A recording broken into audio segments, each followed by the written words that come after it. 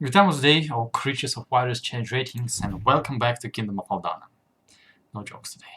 No jokes.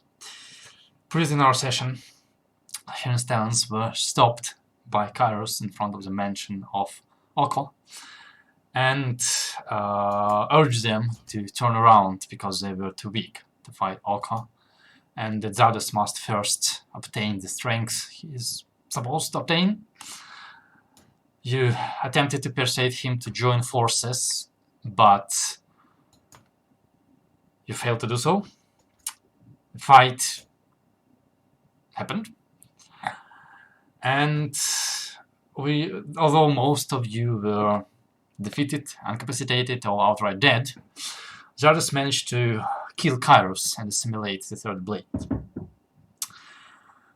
You have made a quick decision to return to Krezunk because you were too weakened to go on and too worried about Kairos being actually right about your relative strength. And as most of you just tried to lick your wounds and recuperate, Zardos has meditated with his blood blade as he saw Blood Princess in a new shape and form, and she prepared to tell him a story,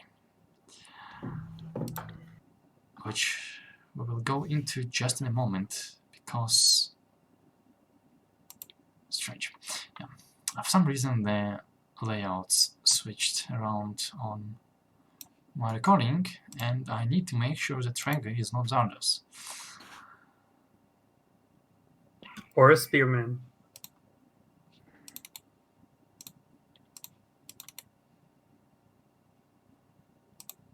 Okay, and Tranga goes here. Because I'm not crazy, it's not like you guys moved around, and well, you don't know if you moved around because it is unique for everybody. Alright, yeah, okay, this looks fixed. Alright, so as before, you Zardos have been approached by the Blood Princess in a very new place, a bright hall filled with luxurious furniture and marbles and gold, with men and women twirling around in a dance as an invisible orchestra plays wonderful music. The Blood Princess has invited you for a dance and begins her story. This tale would go 3,000 years ago, I suppose. This is a time when real people ruled this earth. There was a land advanced greatly in culture and magic and technology, an ancient land of Nevikara. Back then the world had a different approach to magic. That land had a great appreciation for death and what comes after. The cults of death would research necromancy daily, and the citizens would grow only stronger through it. It was in that land that Marcilla Sanguinaria, the Queen of Curses, sat upon the throne. She would be the greatest and the last Queen of Nevikara. Let me spell it out. No, not quite.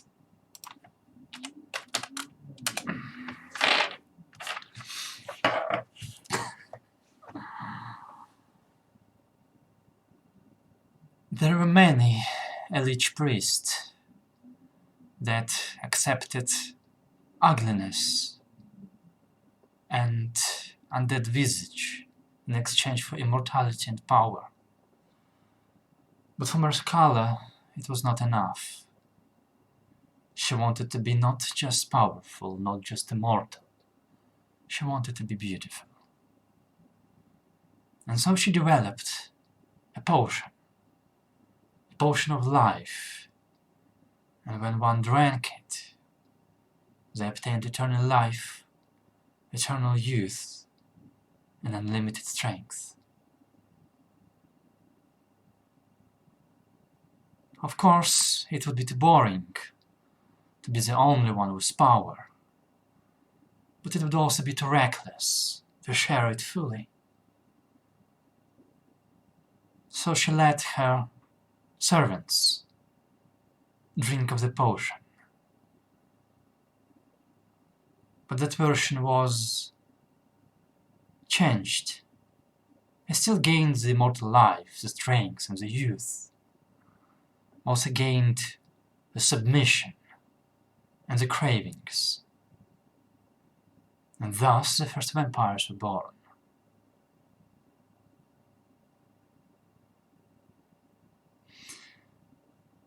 She ruled for many centuries. But as usual, there were both those jealous of her powers and those afraid of it.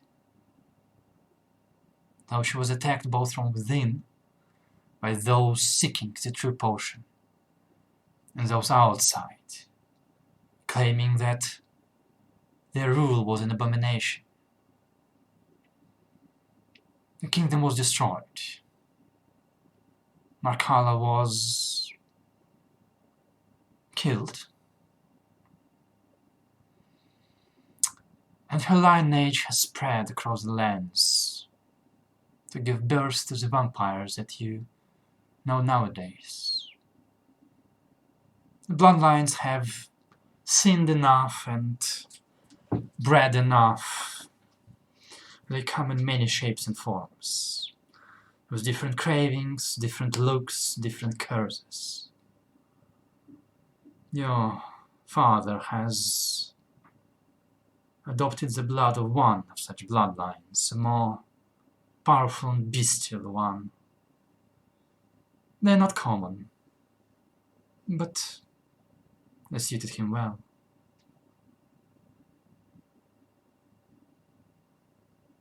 I, as a blade created by Markala, am the last remaining who carries the true blood of Nehekara. Of Nehekara. And through me, I can share that blood.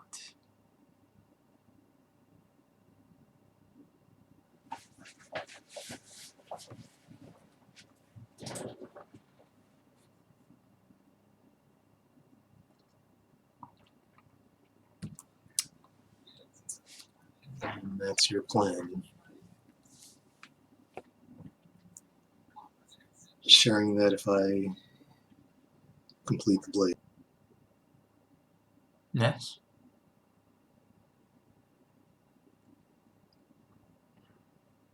Don't say you don't desire it.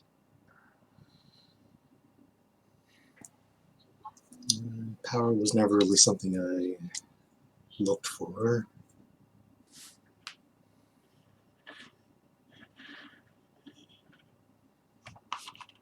Yet you have found it.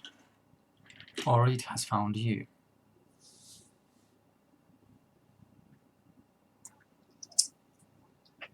And how did my father come to find you?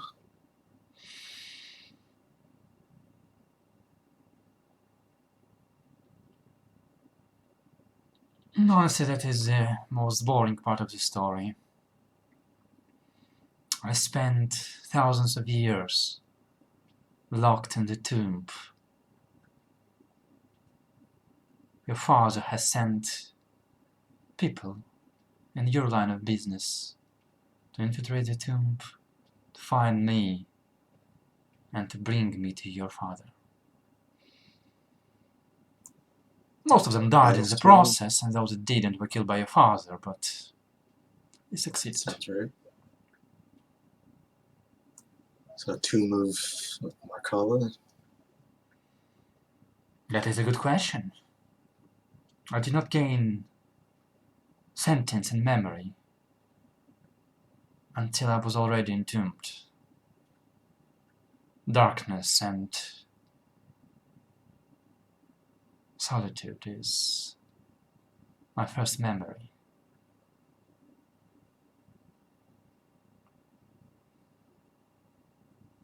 So my creators, I suppose you could say my mother's memories they were quite exciting.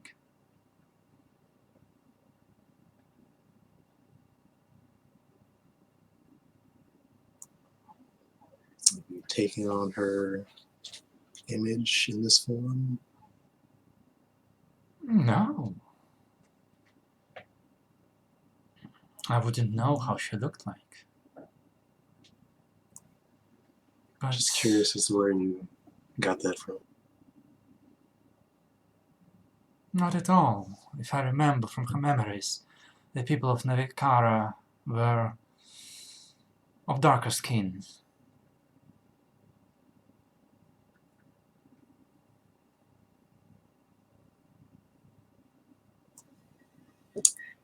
So, what was the method of breaking the attunement to one of my siblings? Well, let's sit down. She breaks you out of the whirling couples and sits down at a sofa next to the wall. You see one of the servants quickly navigate towards you with a tray carrying glasses of drinks. He leans down, offering them to the both of you. I'll take one. And you take one, but before you bring it to your lips, she takes it away from you and says, "Not yet."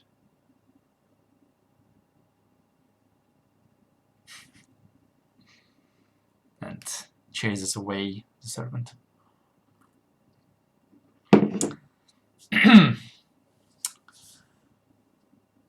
The good news are that there are two methods that you could use. But you wouldn't like either of them. Could be, but it's a lot of stuff I don't like and I can do anyway. The first... one second, let me open up. Yeah. The first. If you accept that which I am ready to give you now, you'll gain the strength to give your blood. And through that you can make others who would not just carry your strength,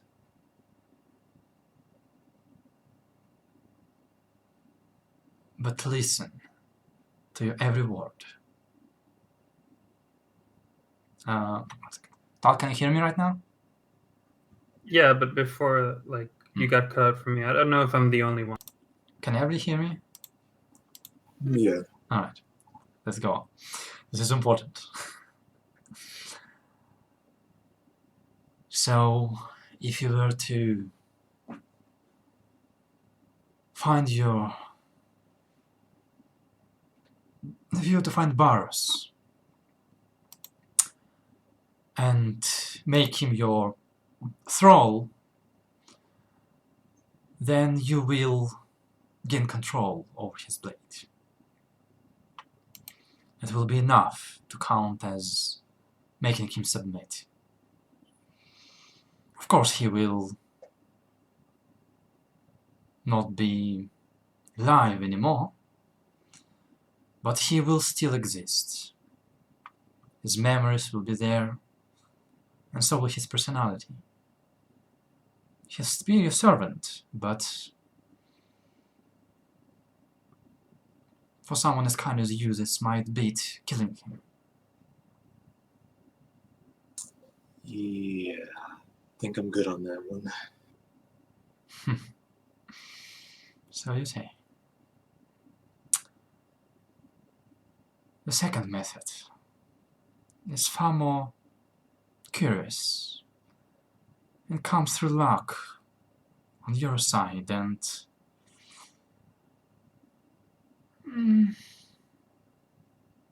miscalculation on your father's. You caught me recently when I said the word your last sibling and stopped. You thought I was hinting at what happened to your sister. I wasn't.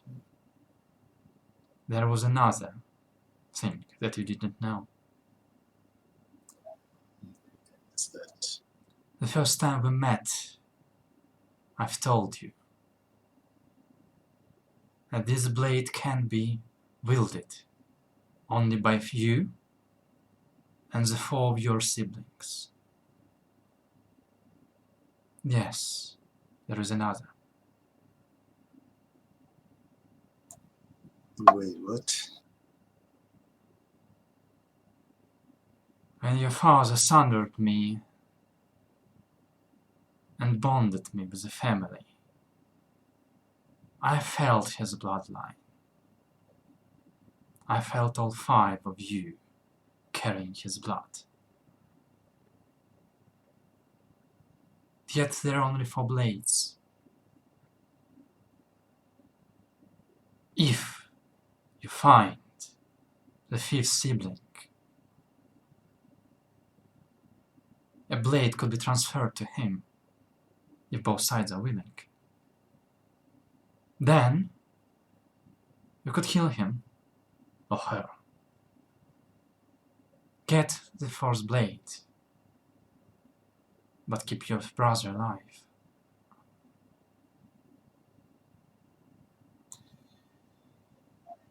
What do you know of this other? Another close enough for me to fail them. They're definitely within these plains enclosed by mountains. But where? Oh, I'm sure you'll figure it out on your own. It's not that hard.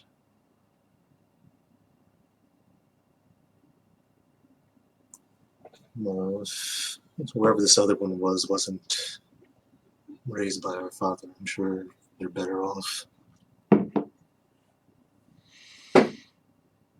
Well, and you have choices to make.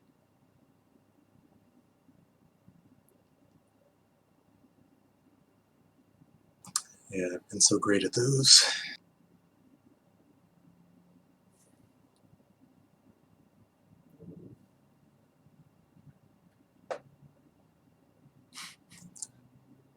Is there anything else I should know? Is there anything else you would like to know? My memories are still incomplete. There are bits and pieces of her story that are eluding me. Secrets of the true bloodline, secrets of her power. But if you bring me together, I will unlock them. Who knows? It was by denying me that your sister broke. Who else but me to fix her?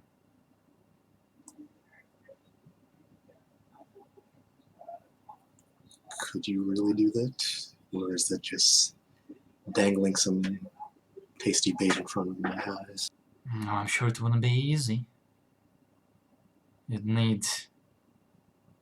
Oh, I don't even know what you would need to fix her on your own. But I'm sure given time and with the power that you are to obtain, we'll figure it out.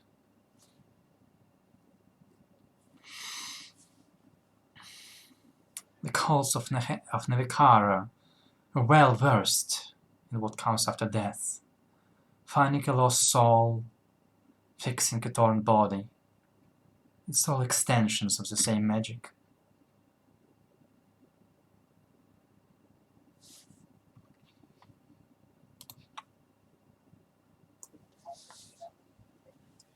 Very well. So what say you?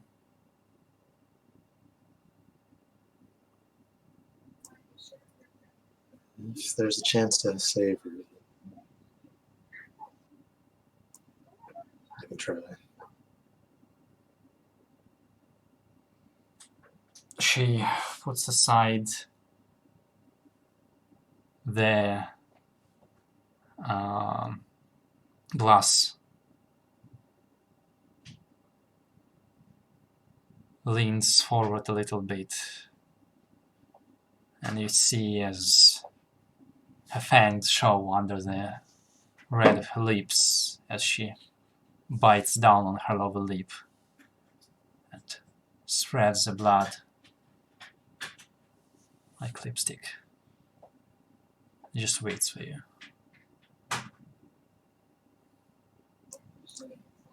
Which, by the way, this whole trouble going into houses without being invited, is that going to be getting worse? This goes on. Just a quick question. It's gonna get only better.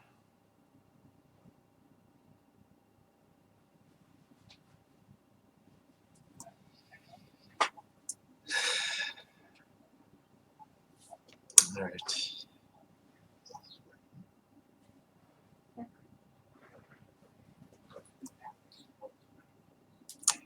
Lean in. And Look into her eyes and then do it for the fans. yes, look into her eyes and then just tuck her up. Okay, so you do that. All right. So while Zardos is most definitely making out with his sword, I wonder how it looks like from the third-person view. And what he does in his privacy of his bedroom. Yeah. Let's go a little bit back, because I figured out that you guys actually had like most of the day before you'd actually go to take a long rest, which you intended to do. And no way, nobody will allow you to just sit in rooms for the whole day. So, before this conversation, so everything, after you've basically managed to shove some food down your throat because you need to eat, wash off the dirt and the blood of the battle, and I don't know, stare at the ceiling for a few hours, or found other ways to console your twisted souls, you get summoned by a servant who informs you that His Royal Majesty King Kvarani would like to see you. I'll follow him. Am I mentioned? No, nobody has any idea who you are. You are kind of like a stray that the Hero Stellans hasn't. No, I'm more like an Okay. invisible stray. Okay, yeah, sure, even better.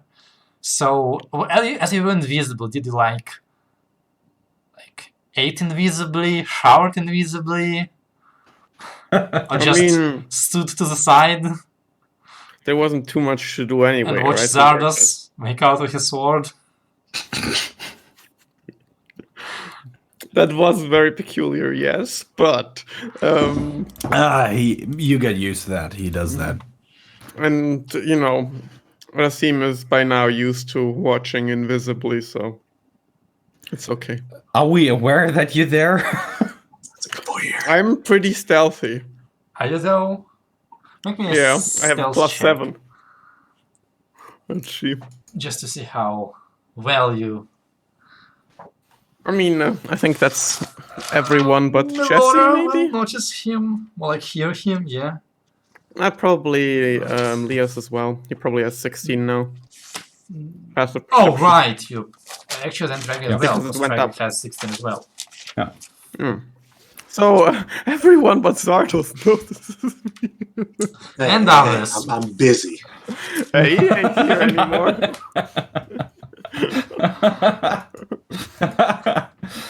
No, Arliss would have also actually also. No, he didn't Had have 11. proficiency in this. No. Oh, okay, even worse then. Yeah. Well, Razine, would you like to meet the king? I'd prefer to stay out of this part. If y'all don't mind. Sure. Mark yourself out. Well, in that case, I'll leave without him. Yeah, I'll go with yes. Yep. And Laura? Yep, I'll Alright, follow. so 4 of you. Good to know. Alright, yeah, so you are brought to the usual room. You're well aware of it, although you do notice that the castle actually seems to have a lot less guards and soldiers hanging around. There's still the minimum necessary, but a lot of people seem to have been moved. You wait for a little bit as Albert is informed of your arrival and are invited shortly after into the room. You see it's a little bit of a mess. The conference table is still completely covered with like maps and plans, and you can kind of see like the big map of the Fort Austria area in the center of the table with, you know, like those blocks that people in movies use to represent locations of armies. Kind of staying there well, actually, like it's gonna be more like just like in the mess. Obviously, nobody's gonna convene to leave a battle plan on the map. The people here are a little bit more proficient than that. But Albert still busy with paperwork and so on. Puts aside the quill and stands up to actually greet you midway. Looking in your eyes, seeing the tiredness, shaking hands. Welcome back. Thank you. Do you want to update us first, or do you want to hear what we have to say? You go first. It's gonna. We'll have to go back to that house another day. We fought Kairos. Zardos' his father. We killed him. You did. Actually, Zardos did. Pretty much on his own. We know that. Gives Zardos like a long look. Like, okay. Yep, he's dead. Yeah. And we know that his last brother is going to be on the battlefield. So good news and bad news. We don't exactly know how he's going to be involved there. I assume that he's going to be on the Gaul side. I don't know. When was your fight? When? Yes. Today. How long ago? Ooh. It's like Well, we 3 came hours or here- so. 2 hours? About 3 hours. 3 hours. About 3 hours. Why? Interesting. I received Something. news recently that the Gaul army has accelerated their march. We're expecting them to reach the fort today. Not today. Tomorrow. We've been having skirmishes with them for the last couple of days. But Their acceleration makes me think that we might have the first proper clash tomorrow at daylight. I have a question. Do you think that the appearance of a dragon could stop the battle?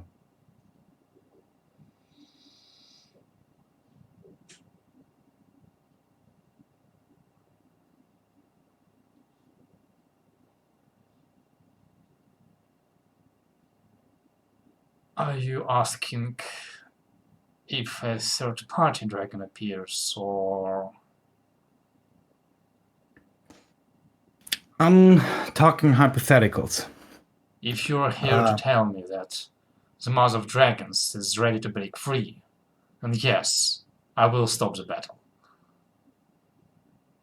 No, I know that you would, but that wouldn't necessarily prevent the Gaul kingdom from moving. I'm asking if a dragon were to swoop over the battlefield, if that would be sufficient to halt the conflict, open up discussions of uniting forces with Gaul to prevent the Mother of Dragons from coming. It will demoralize some of their army.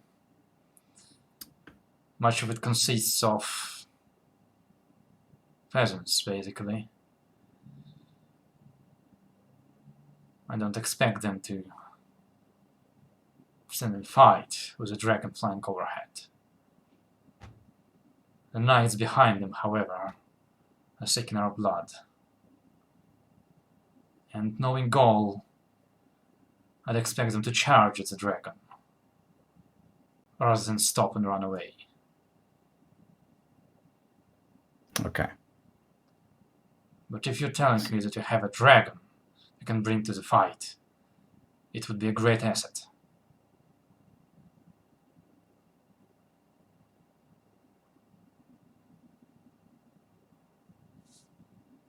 I am that dragon. Pardon me? I can become one.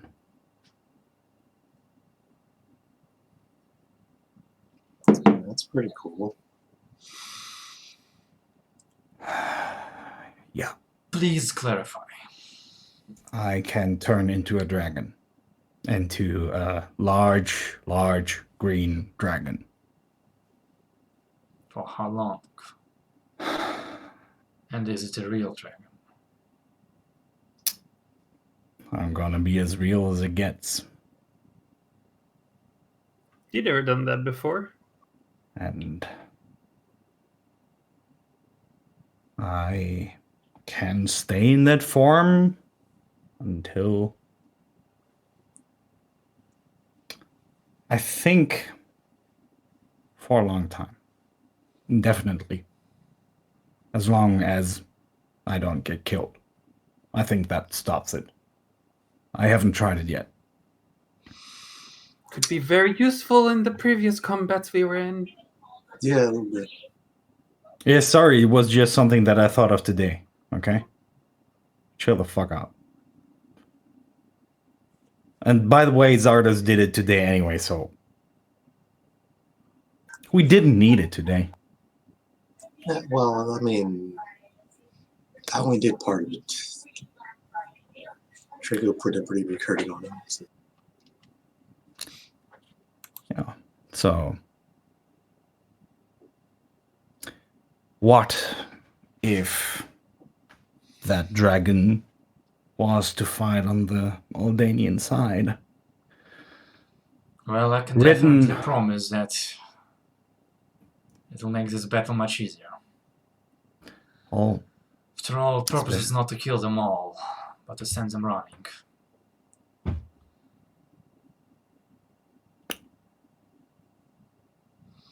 As I understand it, I need to convert a dragon to my battle rules within 5 seconds.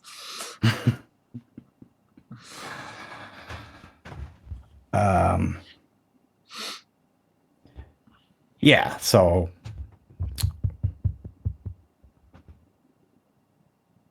I guess we're fighting tomorrow.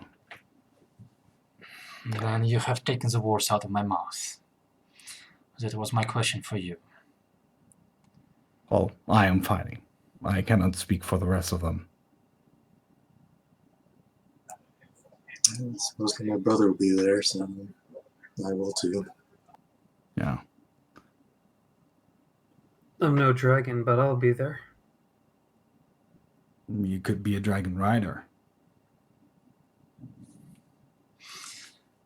Well, I can't make you a dragon, but perhaps there is something I can do for you.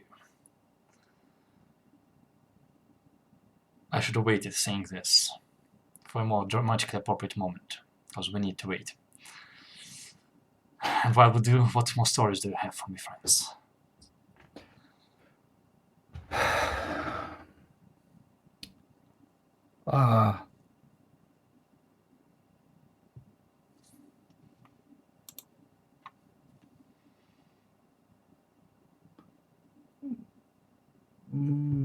Do we have any other stories?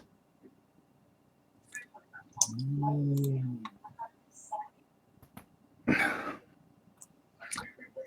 don't think much has happened since the last time we were here. Well, you've been gone for a while, and I could not get in contact with you. We do have one story. So there are these. We found someone. Two things. One. Oh shit. Oh god, you don't know. We met Mr. Shine actually. Oh, right. The OG of goodness. Yeah. He came. So we invested this guy that contacted us. We found him. There were, I don't know, soul-consuming giants hunting him. So that's the thing now. Yeah, those kind of We killed them as we were slashing at them. Mr. Shine came running in. We honestly I don't think that he will join the battle because he has this, like, inner voice that tells him where to go. And we asked him to join. He said it's not really needed there or something. In peaceful times, I'd say that this sounds like crazy talk, but I've known you for half a year. I know better by now.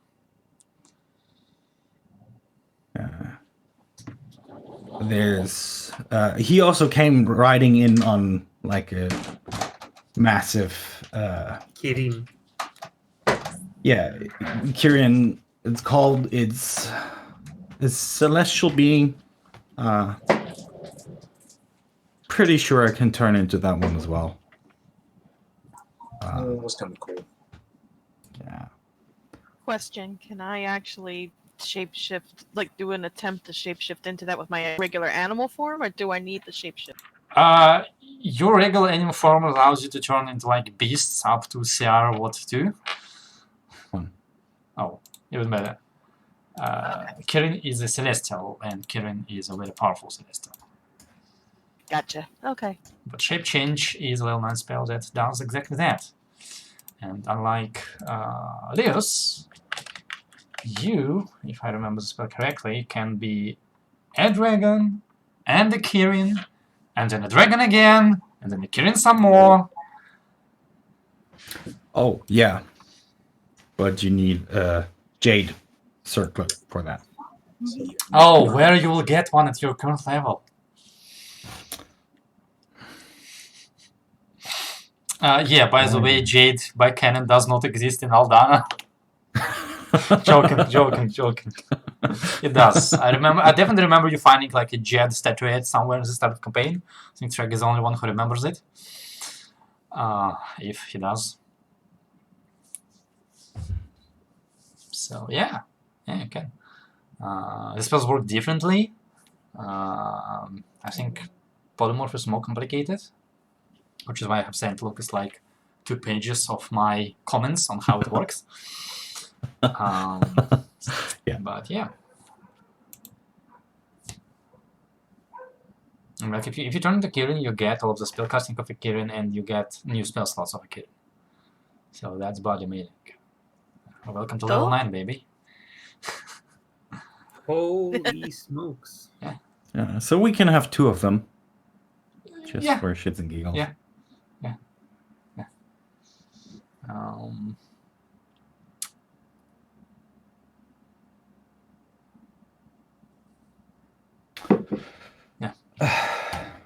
Yeah, so I think we should put that on our agenda to find a Jaden circlet worth 1,500 gold pieces. are you saying that in character or out of character? No, out of character. Okay. Leos doesn't know that she needs that.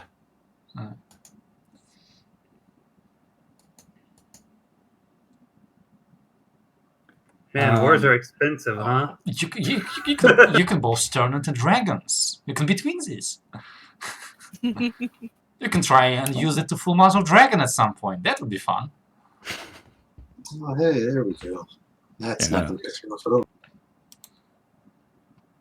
Right. Yeah. We're Nothing still nicer alive, than- Mom. It's fine. Yeah, nothing nicer than the freaking armor. Don't You worry, can go Mom. Back to We, sleep. uh, Back to sleep. Nothing happened. Was just a false alarm. Just kids being kids. you know. Just 5 more centuries.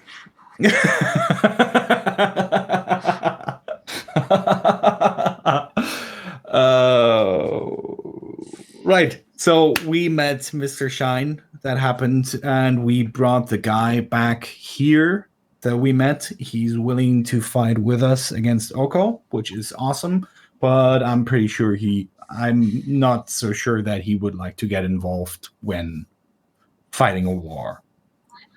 And that might be why you weren't able to contact us for a while. Kind of hanging out with him. Different plane. Well, I have also learned to trust the judgment.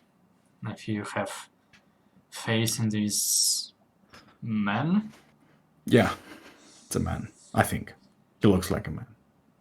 then He's bald. Really checked. He's bald, has a beard, weird glasses. well, you never know. He might be a dwarf. He's a But- bit taller than that. We'll take any ally that we can get in these times. Yeah. Well, so I think our plan should be that I think we'll target Zardus's brother if we see him. I swoop in as a dragon, try to scare everybody shitless. And those who do come charging at me, well, I will apologize to them later.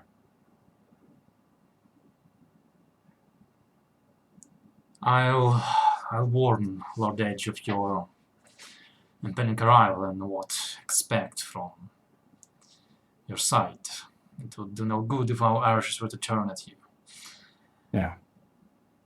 The good news are, as promised, both Thor and Nebo have sent their assistance. It has already arrived and deployed on the battlefield. I do not know how much help it will do, but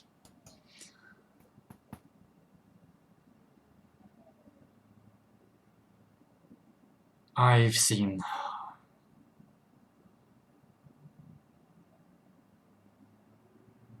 I thought what I saw was crazy. But then you came to me talking about dragons. So I don't think it's crazy anymore. What did you see? What do you mean? A platoon of hobgoblins in full-plate armor, carrying the siege of Nebo, riding upon owlbears. Oh, yeah. No, you see correctly. Oh, yeah. We heard about those. That was awesome. Real? Okay, yeah. Yes. Yeah.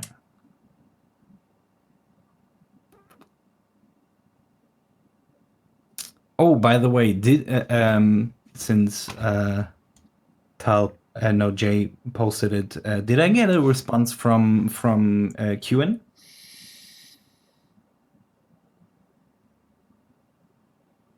When did you send it? What did you send? At the end of the last session was I a post. 100% missed it. Message EQ, father of Linear's killer is dead. He will be on battlefield at southern border. No chance for us to get him to you. He'll die there. Yeah, I definitely missed that. Oh, no worries. Yeah, you'd get a response. Not if my arrow finds him first. Nice. She's coming. Zardos, you have competition. You want now? If I understood that one correctly, Kieran is coming to the battlefield. She's going to go for your brother. Oh. She said, well, technically she said not if her arrow finds him first. That can mean a lot. Sure. Yeah. Maybe she was just speaking figuratively, but... Well, hey, that's the plus side then. We got them to join us. I guess. Albert kind of freezes for a moment. You might want to contact her again. If I remember my history right, Queen has a great hatred of dragons. Oh. And you definitely do not want the arrows to be aimed at you. Oh, shit, yes. Good point. Ooh, thank Good you for point. telling me. Yes. Because I'm like in my head like, alright, would yeah, draw she would so- want to kill Baron, but then like, oh wait, dragons and Queen. Green dragons and Queen. Oh, yeah. Yeah. That Let would've me. been awesome. Oh, no. She would kill me so quickly. Could be a metallic dragon, no? She likes those. You've never seen one. Oh. You don't even know that how they look like. You know how that red dragon looked that Kazar made? He asked. The dragon is a bit too much for you right now.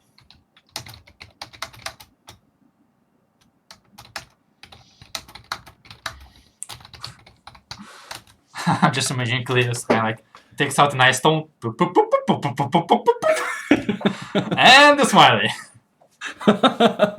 No. But Gotta by throw the in some way, emoji. good question. Do any of you have a nice stone still left, or did everybody throw them away? I thought we lost most of them in the explosion on the Minuta. Am I saying that right? I think we threw most of them away once we realized that they are part of Yeah, the technology I remember that. I that- don't remember if you threw all of them away. I don't have one anymore in my inventory. I'm pretty sure I got Me rid of neither. mine. Alright, well, then you don't have I them. don't know if I ever had one. Because you don't have one because you weren't in the glittering halls. The other guy had one. So yeah, you don't have them anymore. Alright, good to know. So many missed texts and messages. Yeah. Alright. Where were we? Oh, yes. Yeah, Albert is gonna go. It would be wise of you to meet up with Lord Edge before you join the battle. You must have a plan. It would be better for you to work with him than on your own. At least to make sure that our side can support you.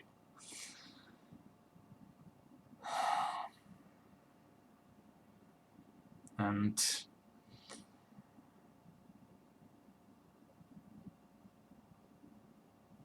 as we feared, their side is superior in numbers. So if worse comes to worst,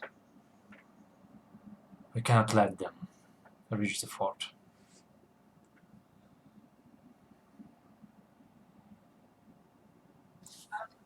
Keep him from the fort. Sure.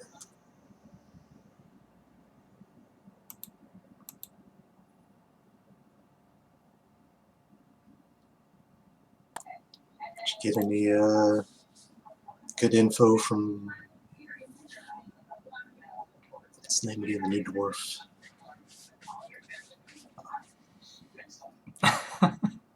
Dude, for Yeah. God, I'm blanking on his name for some reason. Galen. Yes. Sorry about it. Anything helpful from Galen? He had a lot to say about the order he has created, the Knights of Omniscience. He warned us to steer away from them on the battlefield. As he says, those men know no fear except for the light of God in their eyes. And as blessed by omniscience, their spirits and their lenses grow bright. That was a quote.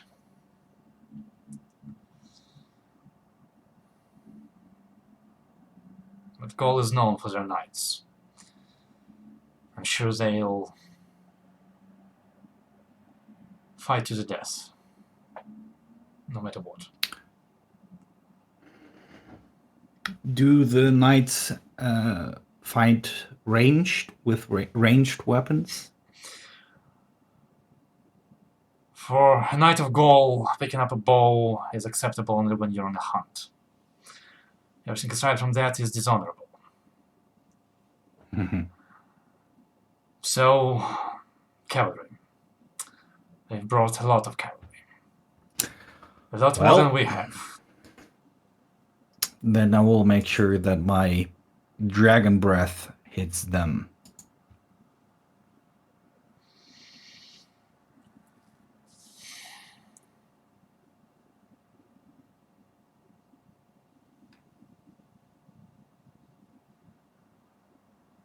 Yeah.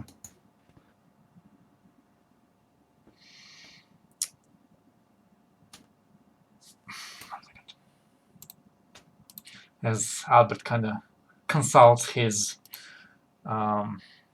notes.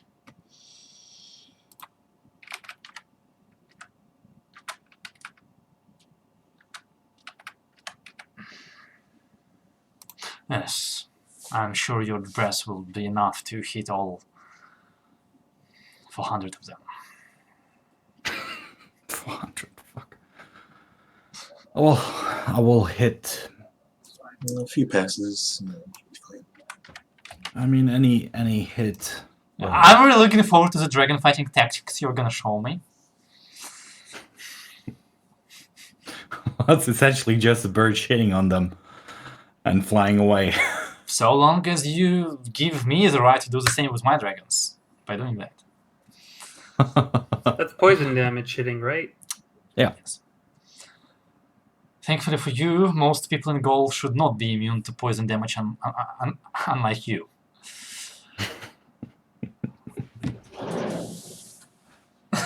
Yeah.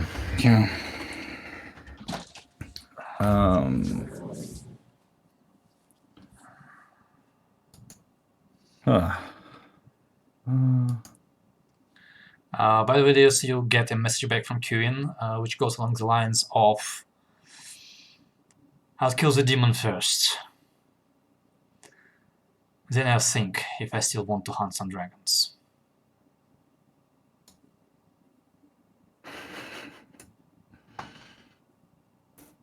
Alright. Well, as long as your brother is alive, I'm good. After that, I'm just imagining like Leos turns to the dragons and like lands on the battlefield and like ground shaking, creative forming, spreads his wings, people falling from the wind force, roar like god armies like Woo! And then just like percussion. yeah, that's how I see it as well. I have no idea what we're doing. but it will hopefully work out. That does seem to be the motto of your group.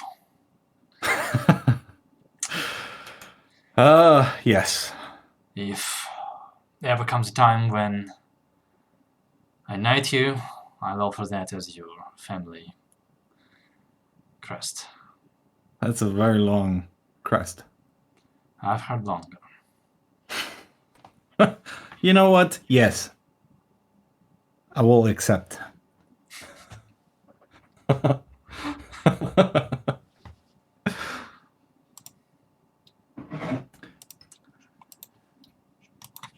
Well, I'm sure you'll require a night of long sleep to recover your abilities. Travel early. I don't think the battle is happening at dawn, but it won't happen. But it will happen short thereafter. You'll need to recover, you'll need to regroup with Lord Edge, inquire of your role on the battlefield and his plans. His son is also there leading a unit of our knights. And at the very least I have persuaded Aldana to remain within the fort.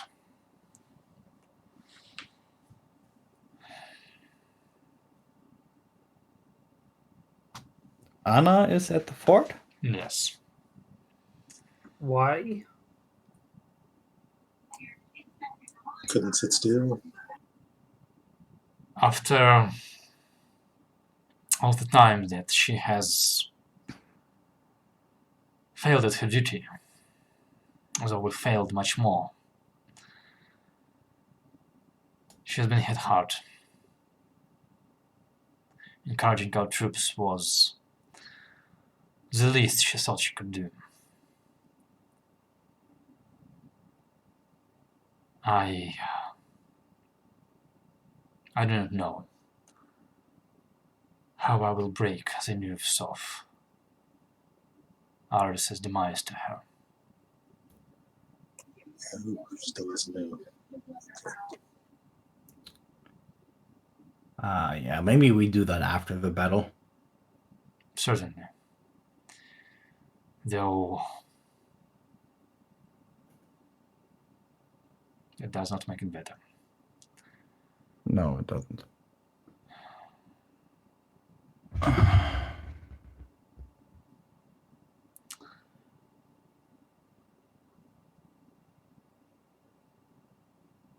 Well,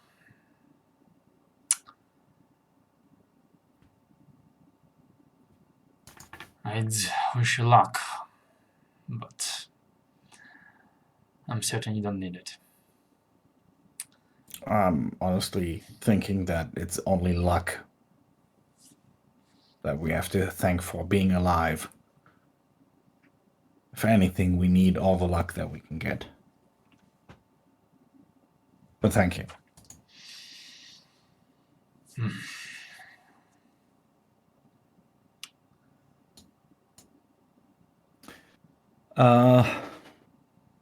Should we leave today? Rest there? I believe we still needed to get, was it diamonds? Oh yeah. That's a good idea! We need to get Out a of lot character, that's a really good idea. Yeah. And I believe we can pick up that armor now, can't we? Somebody needs it. I don't need Pass it. that though. I have one that's Today is 25th. Somewhere Supposed to in be my 24th? notes, yes, it should have been repaired yesterday. Oh, I mean, we can still get it. I don't exactly need it at the moment. If I remember correctly, it's not better than the armor that I currently have on I me. don't remember what it is. It was what, a +2 studded? I mean, we paid for it. We should pick it up. Yeah. Yeah, he's otherwise just going to give it away to someone else. Yeah. Sell it to someone else. Yeah.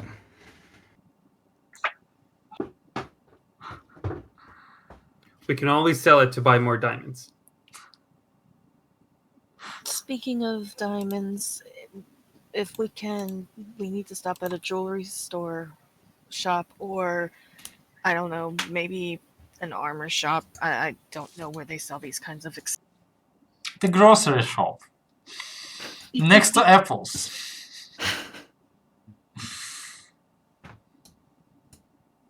Is it magical? Doesn't have to be magical, but it's used in a spell that I remember Henja telling me about when I was younger. I think I might be strong enough to do it, but I need I need a jade circle. Okay, that's probably in a jewelry store then. Yeah, sure. Let's get in. Shopping episode. Come in. What are you going to do with it? What kind of spell are we talking about? I hate to say it's going to sound like I'm copying you, but I know a similar. We could have 2 dragons, or I can shift into that amazing. Okay. Okay. I see you throwing shade. Okay. No, okay. I'm trying not to. That's why I said I didn't want to seem like I'm copying you. But is your spell permanent? Shoot. I have to look. Hold on. No, it's not. No, it's only up to an hour, so yours is permanent. It looks like mine is better. It is. That's really awesome. I'm happy to hear that. All jokes aside. That's good. I can walk through trees now. What? Through trees? Just like walking through them? Trees tried. That's what we're doing now. This is what we're doing. Okay. I can turn to freaking dragons. Yeah, I can like walk. when Trigger says I can walk through trees, all I can imagine is a Kool-Aid man.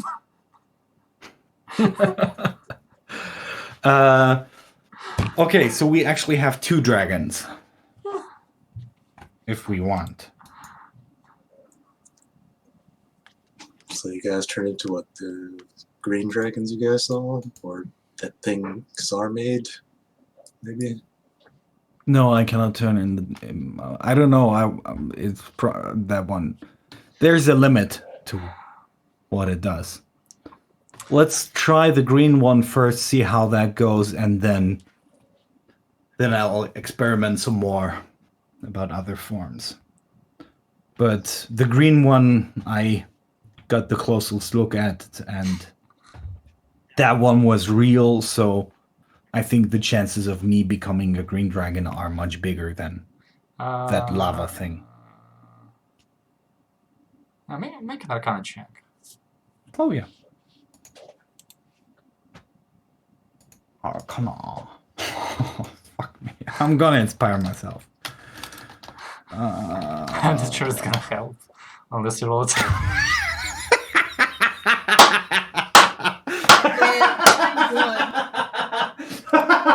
Excellent start. Albert is like, I will never wish you luck again. Yeah. God fucking damn it. It's okay. It's okay. Oh my Get rid God. of them. Get rid of them. Yeah. It's not how it Brain works, just but freezes up. get rid of them.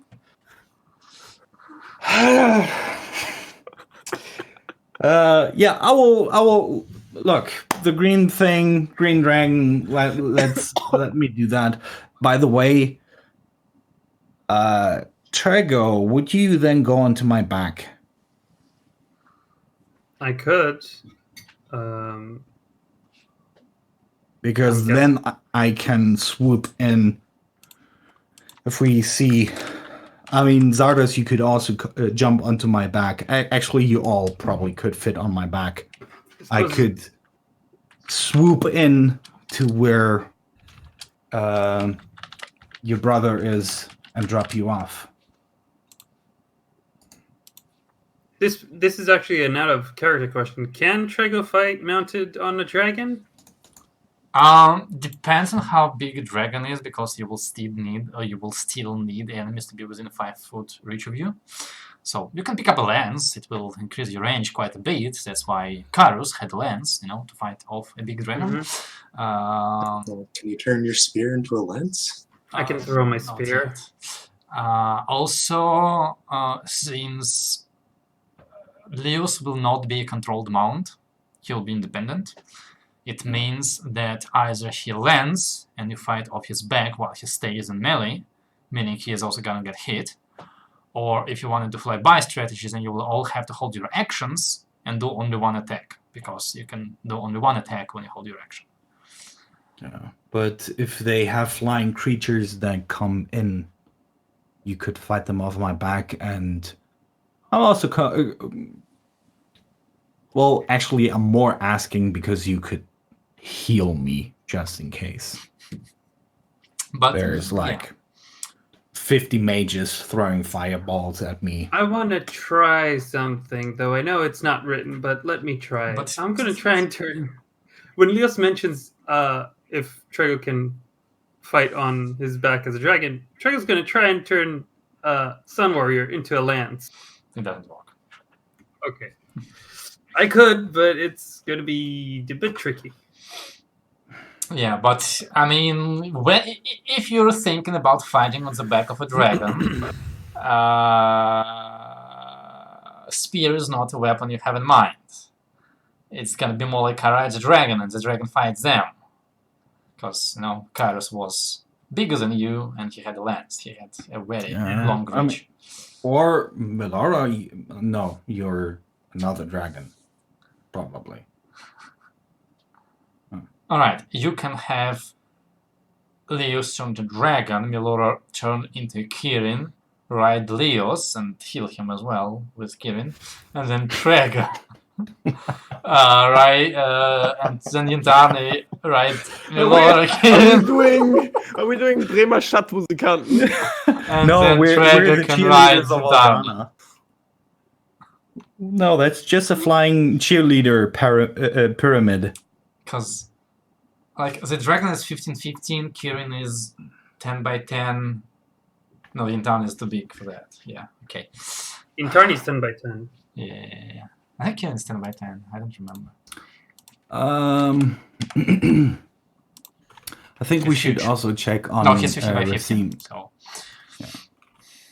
We should also check in with Racine and see if he wants to sit this one out. He didn't seem too eager to meet the king, so I don't know how he thinks about this whole conflict.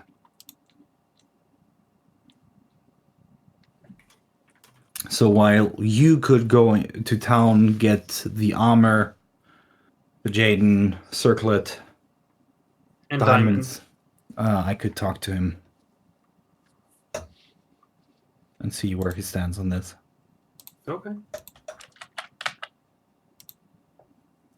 Zardos, you want to join me? Sure. So the couple can have a nice date before they ride into battle. In the Oh, jewelry right. store. That. Yeah. Yeah. Sure. Yeah. It's fine with me. Trago, there are other things that could be bought at a jewelry store, you know? like diamond dust. Do you need any more components that I don't know? There's one... No. Actually, yes. Yes. Do I? You said that none of you have that spell, but you can buy components for that spell.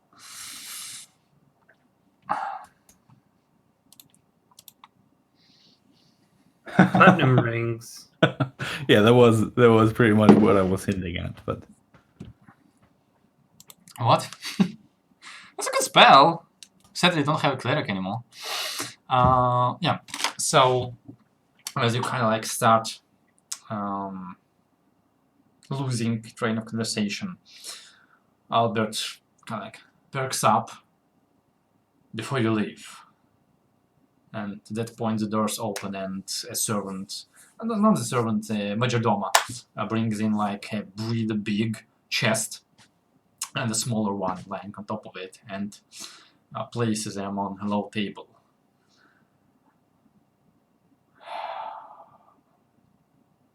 I wouldn't be much use on the battlefield. So I don't need this. But if you were to fight for Aldana, I think having a symbol on the battlefield will do us good. He takes the smaller chest and unlocks it, and inside is like basically two halves in recessions made in their form. You see 4 horseshoes, 4 beautiful, clean metal horseshoes with engravements on the side of them.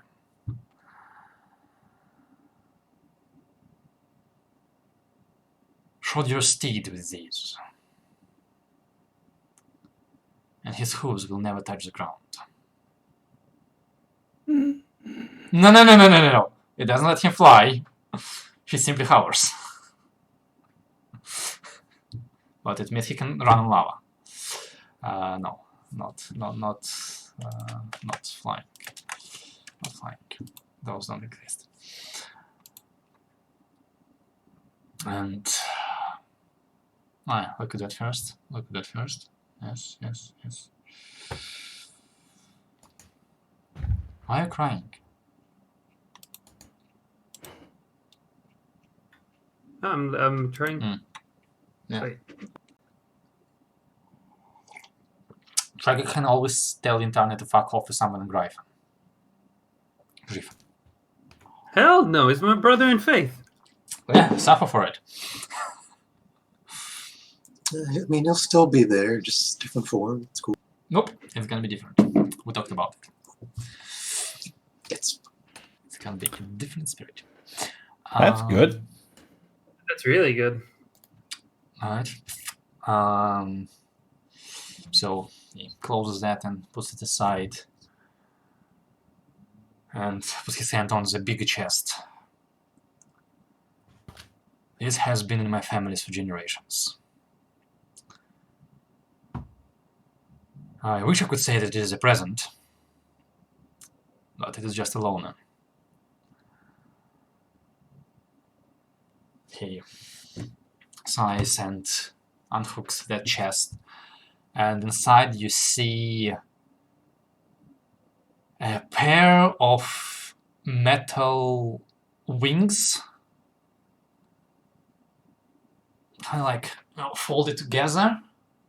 Then you understand it's not metal wings, it's a shield in the shape of large metal wings.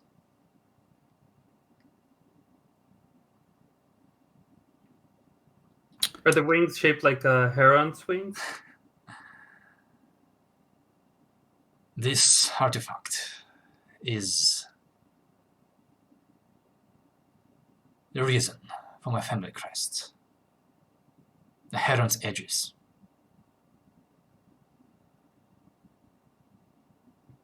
It will shield you in battle. And if you strap it on your back, it will give you wings.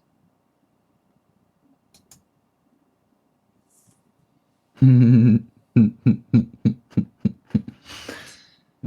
You're known as a I like clan. her. You're known Out of character, I'm like, ah! Flying paladin of death. You're known as the Knight of the Realm. The realm has just lost its phoenix. I think it's time for an angel to bless the battlefield. Oh, shucks. He was speaking for. No, this is out of character. No, Trego is too. Chance to me, Laura. Will you do this for me? Yep. I mean, Arliss's death is pretty like close nearby. Losing It was English. very recent, yes. Yeah. Was really recent. Yes. So he's like, oh man, I don't know. I mean, I'm speechless. Good.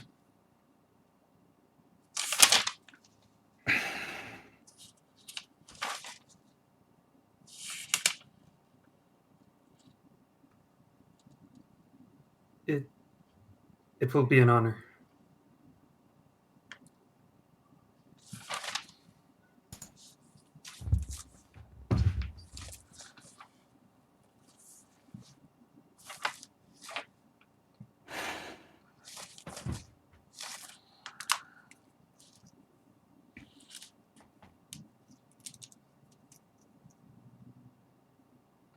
But Winnick, I don't have an item card for you. I didn't have time. I know. May I? And I try and I point to the wing. You will have to spend time with it. Until you bond, it is just a shield. I pick it up and try and examine it. It's somewhat bigger than your current shield. Heavier. So you'll need to get used to it a little bit. Kind of worry a bit that with the way you use it, you will break it. But you have a feeling that you don't need to worry about it. About it breaking? Well, bending more like, you know. It's a really pretty. It's like almost like if you put it on the wall and go 20 feet away, it looks a lot like an actual set of wings.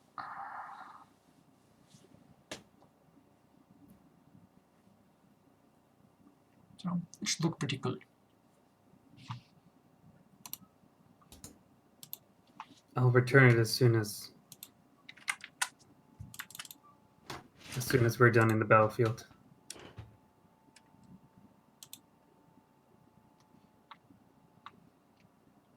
Oh, I was thinking more until you lay your life down in the service of Aldana. But if you're in a hurry, you can give it back sooner. If that's okay with you, then yeah, I'll keep it until then.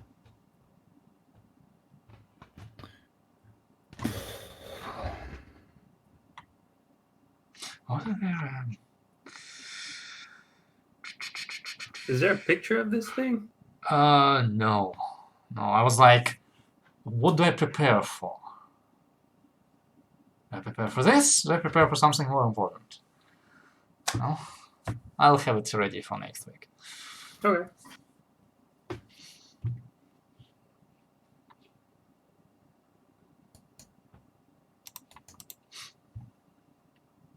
Alright. Well, So, Trego Mouser, a guardian of a dead god, and an angel of Aldana. Sounds above the top a bit. No. Let's add a couple of more. Yeah, I mean, Warrior if of the light. champion What of the else is sun. Husband of Melora. He blushes. Dayman. Nice man. Ooh, I like that one. Nice man with good morals. That's even better.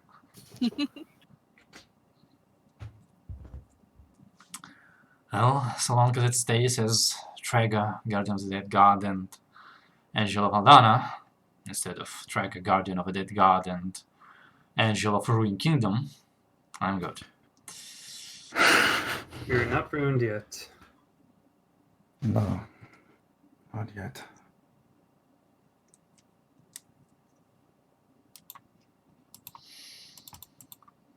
Oh, that is it. Then I'll wait for news from the battlefield.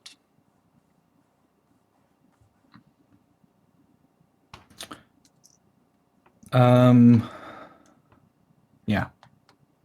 Alright. Yeah. So, do you go back to Racine to talk? Do you separate to go shopping? Oh, we could all go back to talk to him. We go back to Racine and probably just tell him we're going now to do our stuff. And because you weren't present, you don't get any presents. That too. Hey, Rasim.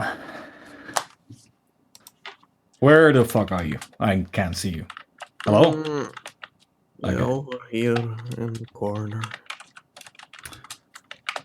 Um, I had an creepy. excellent nap. That is good. Happy to hear that. So, how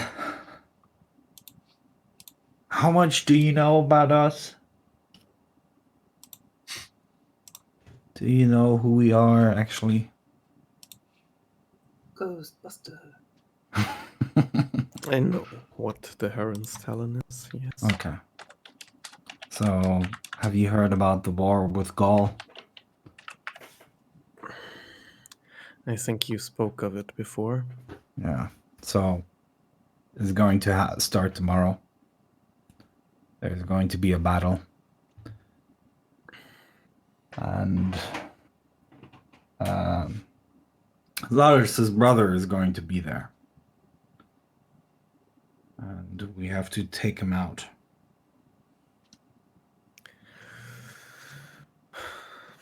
Can you I don't know how. imagine? Can you imagine the size of the portal that this place will create? Yeah.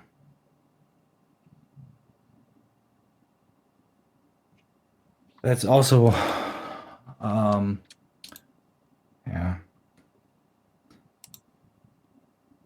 If you have a great plan how to stop a war, I'm all for it. But I think Gaul is far beyond. Yeah, and diplomacy is out of the question. Yeah.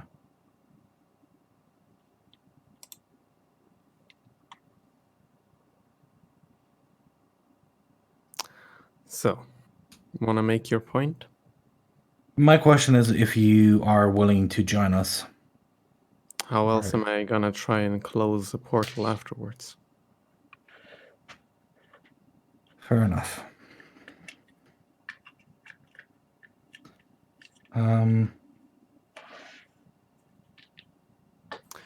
But I do think our next step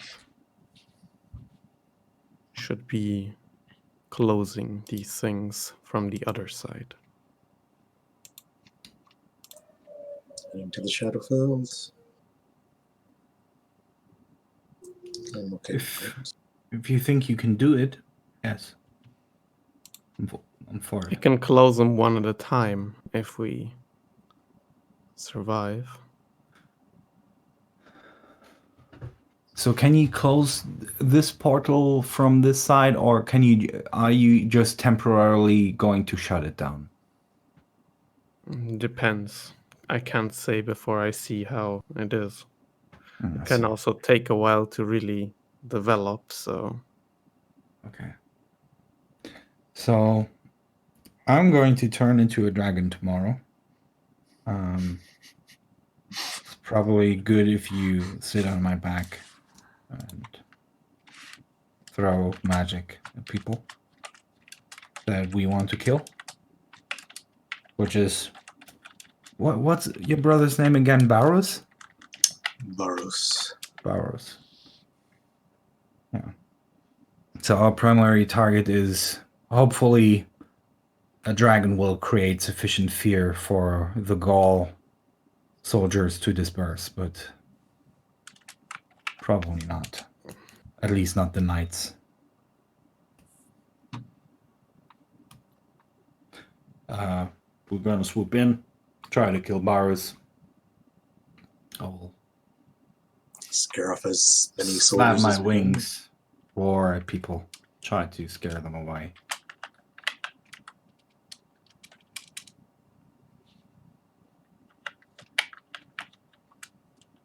You good with that? I mean, what could possibly go wrong with such an elaborate plan? The funniest thing, the king said something very similar just a couple of minutes ago. We're not good at making plans. when we make plans, those plans fall to pieces. I've noticed. Yeah. And you're with us only like what, a day? 2? No, Yeah, like 3. give it, Yeah. yeah, give it a couple weeks, a month or so, see how that goes. To our defenses, we rarely know what we're getting ourselves into. So I think for that we manage surprisingly well with. Yeah, I'm not gonna say that. We're pretty good at improv. Yeah. But yeah, we only have that one target, really. I mean, if there's certain prince from Gaul, I might make a slight detour, but Avoiding, making them not get prepared, acting so the Gaul kingdom doesn't get to the fort, and protecting Princess Anna, which apparently is going to be there. yeah.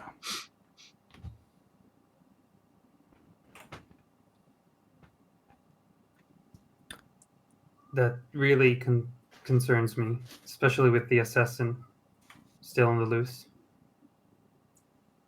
All right.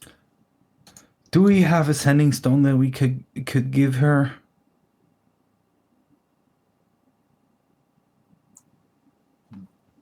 Pick up another one of those stone thingies. Stones, whatever they Oh yeah, right. You could go outside of the castle and buy a couple ice stones. Yeah. Like they're selling them on basically every corner. Like just people standing around with ice stone cards and like, get a new ice stone number, get a new ice stone number. Those are just Gaul knockoffs. The Ice Stone 5. Yeah. I don't want to live in this world anymore. Well, they were made by a very evil corporation, so maybe you are kind of wrong and Orca's plan is just like 20 years long and basically for the people to destroy themselves with mass media With and text consumerism. messages and Yeah. Yep. and yeah. Yeah, we can pick up some of those. Maybe Anna has one, if not. You're like, oh man, that guy must have like a terrible plan, like I don't know, a ritual to summon a devil or something. But no. Oko is just the CEO of a telephone company. Basically. And all he wants is people suffering from bad connections. And his ritual is basically like every Marcus, he's just like creating this bone tower, necromantic network towers, and he just wants to monopolize the telephone and internet provider market. This whole ritual thing is actually just him launching a magical satellite. Yeah. He's basically Elon Musk. And then he's gonna like give people free internet, and after a month he's gonna throttle it down to like 1% speed. And the world is gonna burn. Throttle it down and then charge them out the nose to get higher speeds. Yeah. I totally did not rip off this plot line from I'm gonna shut down now. Current events. Alright. Anyway. Okay. Back in character. Okay. So are we going to head there tonight? To Fort Austria? Yeah. That depends on if you guys still have the means to travel there. I could teleport us into the direction, but I don't have anything from that place specifically. Does the magic not still lie upon us? Oh, the windwalk thing? Yeah. Yeah, you'd have like another 4 hours, I think. Oh. Yeah, actually we could use that to speed up there, right? And you have Done there. the movement speed in the windwalk is 30 miles per hour, right? If I remember correctly. Yeah.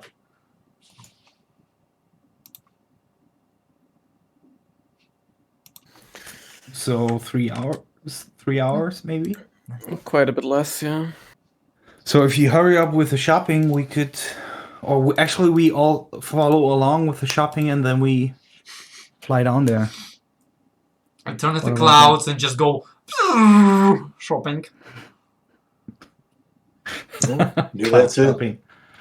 I'm sure they'll enjoy that. A bunch of clouds just pull into the shop. Cloud Turn shopping, people, buy cloud some stuff. music, cloud storage.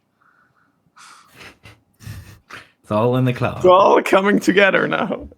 An entire story. Yeah, I could just imagine you invented the cloud first. Hmm. Nice. Well, okay, what's the plan? What are you doing? Let's go. Shopping. Because Shopping. I'm not going to remind you about everything you have forgotten.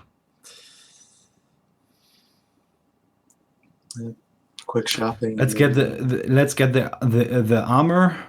Rasim, are you proficient with armor?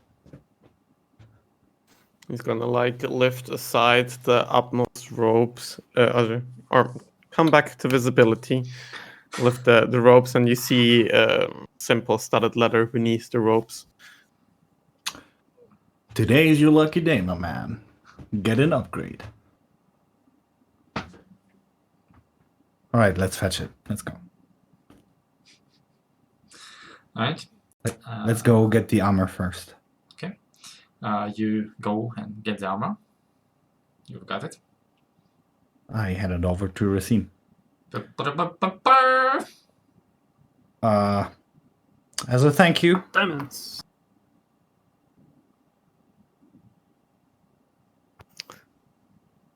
I'll like start inspecting it.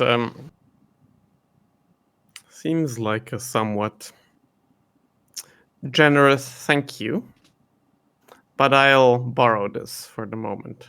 Thank you. sure. As you wish.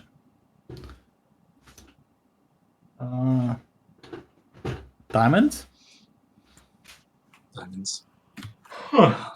What diamonds are you looking for?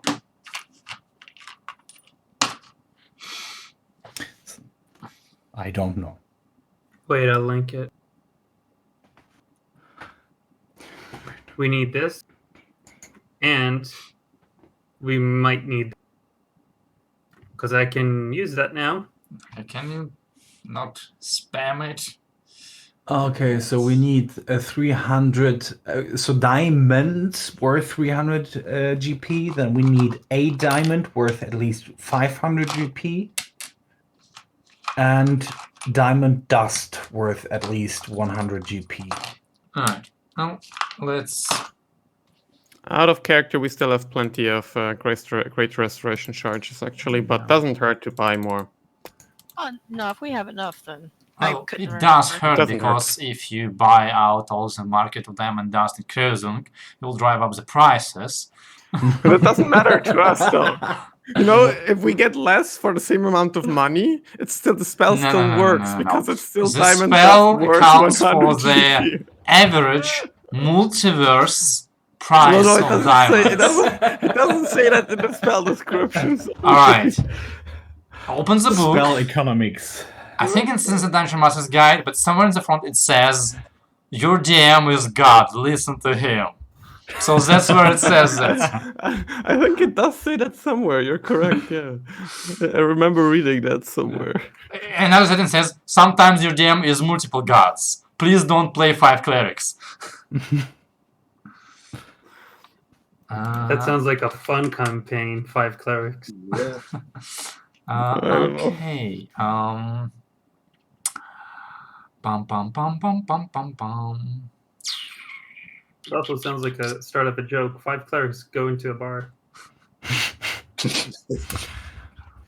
Alright. One says something for them are offended and they kill each other.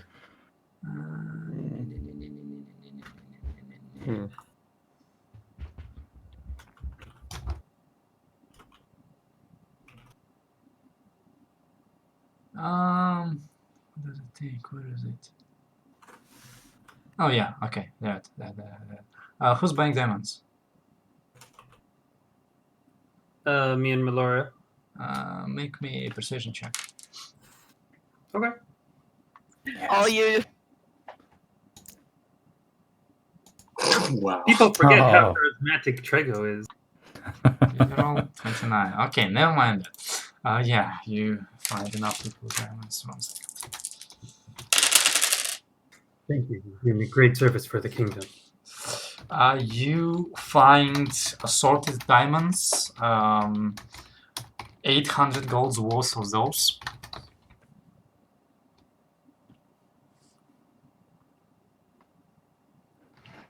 Do you have it down?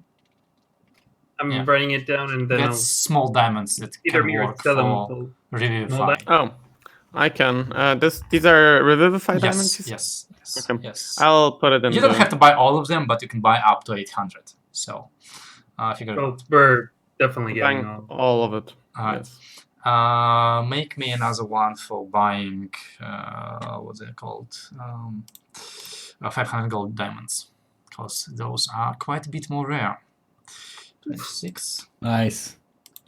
So, yeah, fair enough. I mean, going with Melora probably helps him. 3, 6. Also, you find an 800 gold diamond. So that's 1 use of that and 2 uses of Revivify. Are you completely out of it? You don't have like a I 100 have the gold one that somewhere? Rasim gave me. You don't? Okay. Yeah. Well, this should be good enough. And you wanted what? You wanted... are you looking for jade. Great Restoration, or are you okay with that? That too, and Jade Circlets. Jade Circlets is more important, I think. Alright. Well, roll me for Great Restoration. Mm.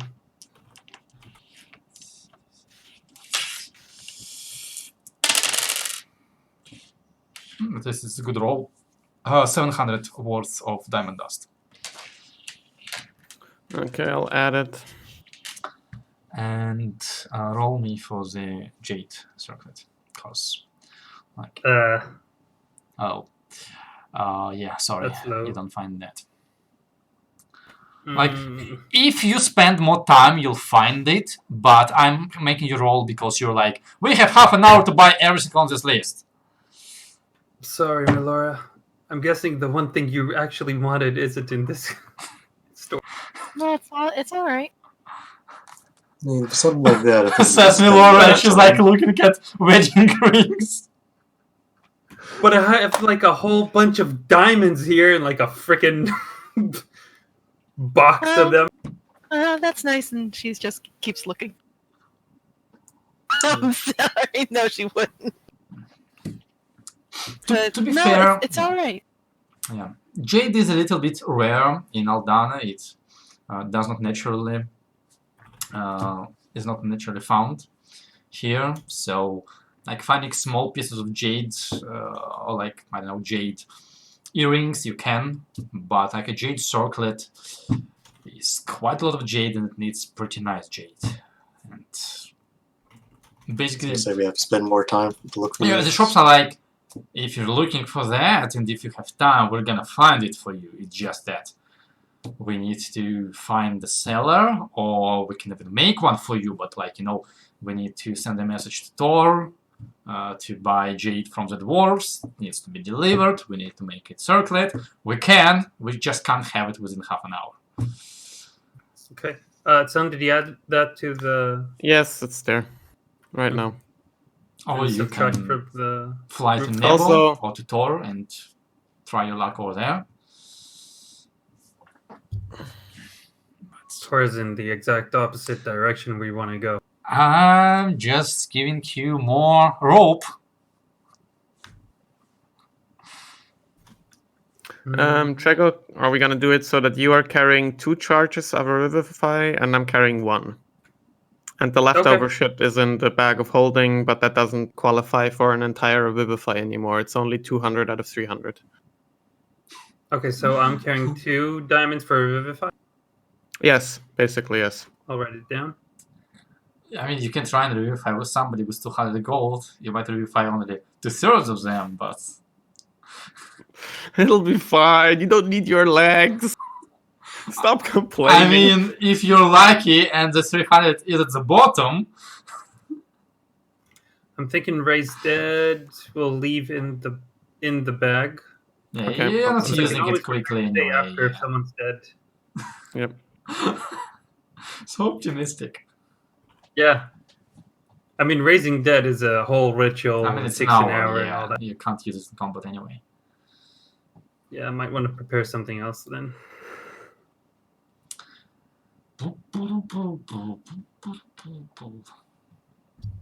Alright, anything else? What else? What else? What else? Are we missing anything? We still got plenty of potions, right? No, we went through all those last two sessions. 2 sessions ago. We've emptied the market basically. Yeah, the Yeah. bag of holding still has like 20 potions of healing, so Yeah, I figured. Level 70, and it's like at this point I'm just like, I don't care about balance. Screw it. Level 17, yeah, that's don't have a use for your bonus action? Start drinking. That doesn't sound healthy. that does you know? I mean, it's not every turn Trago gets to use his bonus action. Mm. You should just start getting in the habit of it, honestly. Yeah, just da da glup, da da glup. Yeah. Yeah. That's part of your repertoire now. Yes. So I'm the Witcher. Trunk. so which one of you loses the 1d10 hit points, Trago or Racine? Or both? I'll take it. No, I'm joking. There's a problem, I'm joking. Yes, you shouldn't. Stop. Alright, anything else? I don't think so. I can't remember if anyone else remembers. This is so easy when the king pays for all and I don't have to account for money. It's so very easy to just put in new stuff. Yep, so nice. Just like in real life, right, guys? Yeah, that's what credit's for. Credit cards are for, right, guys? Oh. Oh. I just came up with a new plan for Oko, so he buys out your debt from Albert, and he owns you now, and just starts sending debt collectors after you. Yeah. Like, you know, like those, they're like, I think like they in the Mordecai's Tome of 4, they're like, actually, I'm trying to remember what's it, DC, filter. I think I'm joking, they are actually in that book, the debt collectors. I don't know. Okay, I think they're like at least. No, that's a cadaver collector. That's the wrong thing. Yeah, they're CR14. Oh. Yeah. Okay, don't send too many of those. Thank you. Only 5. Okay, that'll manage. That's manageable. All right. Well, if you have nothing else in mind, let's go take a break. Think about it maybe, and Okay. we'll resume after the break.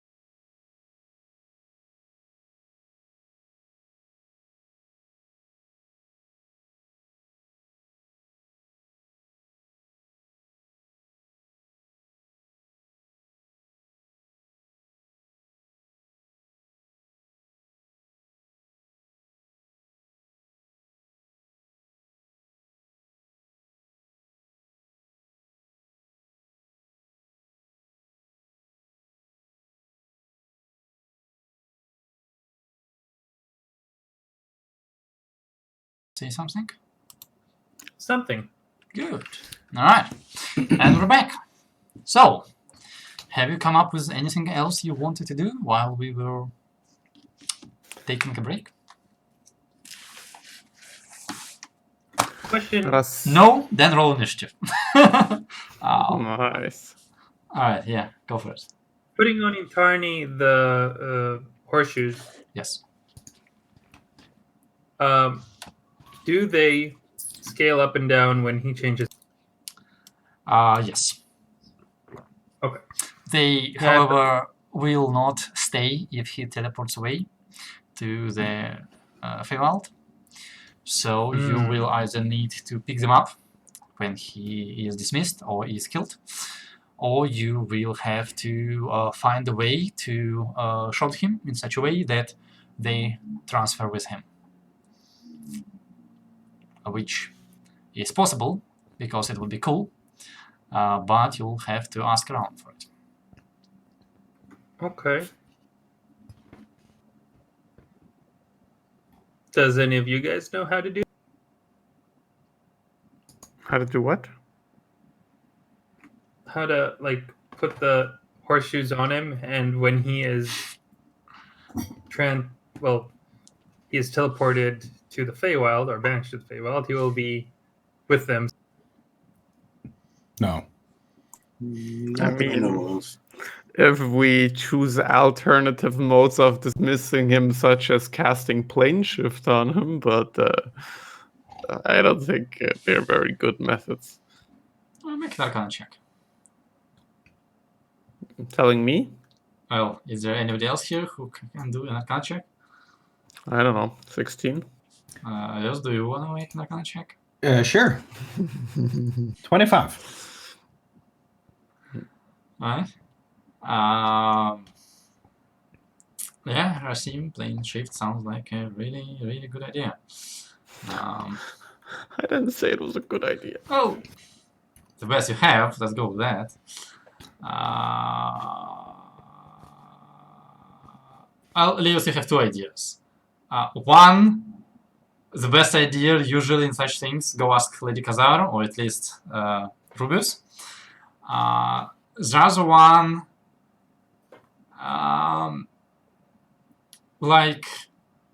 you know that wood elves have a way to allow their mounts, the giant panthers, to travel to Feywild while keeping the equipment. So you think there is a way to maybe enchant the nails to serve as an anchor to bring them with him? You'll need to do more research into this. You might want to ask the Wood Elves. They do send their panthers back to the Feywild with equipment. They might know the way.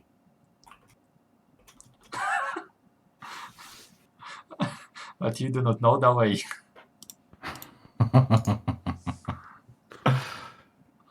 Okay. I mean, if Kuhn's coming, Yeah. but always ask for in the middle of battle. Yeah, she will be especially talkative after Zara's killed his brother. You're talking about this like it's a done deal. Probably will be. We'll see.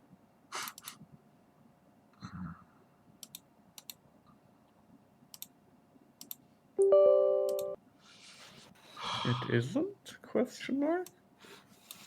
I mean, he may choose not to kill his brother. He may lose to his brother. No, I don't think that's happening. You thought you could wreck... what's his face? Kairos without any problem. Well, we kind of did. Just, I don't think without stuff any happened. problem was on the list. But Did Zardos tell us about the fifth person? Technically, it hasn't happened yet. Yeah. Oh, okay. Yeah, not until we rest. So, are we flying southwards in this case now? I think so. That's what's happening. I see what's Even happening without our here. second dragon, unfortunately. Hmm. You're face to face with greatness and its strength. Maybe we just go kill that Queen of Gaul and she'll have a jade amulet on her. Or jade circlet, and it'll be good. Was it in character? No. Are you sure? Yes, my character doesn't even know about them hunting these people.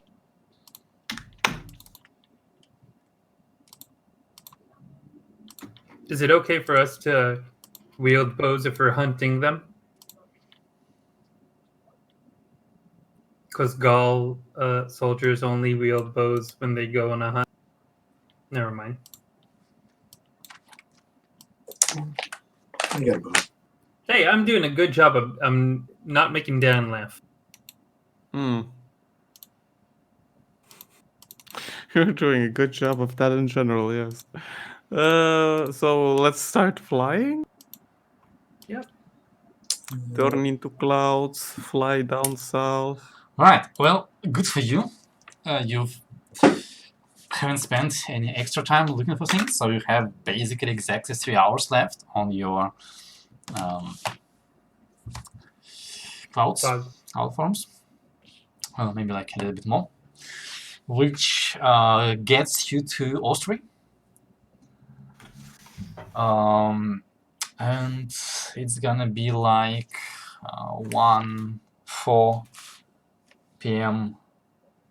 by the time you get there, including your conversation with Albert and your shopping and your resting.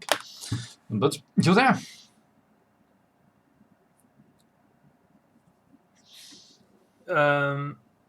I'll take time to try and attune to the shield. I will have to unattune to the pendant. Yes.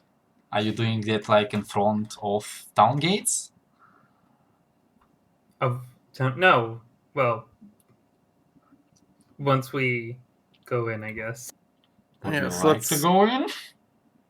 Yeah. Is this That the fort sounds where like we a had good idea. like Yes. Yes. troubles? Oh yeah, okay. Well, didn't we get like a symbol for being in Harren's Talon or something? Mm-hmm. I think you Yeah, found it somewhere in Yeah. your bag. Something which Tselen was really, really angry at me. Yeah, I disliked that part. It felt like gacha gaming. Gacha gaming? Maybe Gotcha gaming? I like the Monty Python kind of mentality of the guard. Well, who's leading the way? I'm gonna go ahead. Right? I'm invisible. Because, like, I mean, you are hoping that Albert may be phoned in and warned the guys about your arrival, but you haven't seen it, and you haven't called either, so what do you do? I will approach the gate. Are there any guards on ground level that I could talk to? Yeah, actually, here there are a lot of guards. Okay. Well, And actually, say- not many people. You see that, like, as you walk through town, that aside from basically, like, stables and, like, military adjustment shops, everything seems to be kind of abandoned, as people have most likely temporarily decided to move away from the possible battlefield just to be safe. Better be safe than sorry. But yeah, there are quite a lot of guards, so I greet the first one that I see. right. They tell you to halt and announce yourself.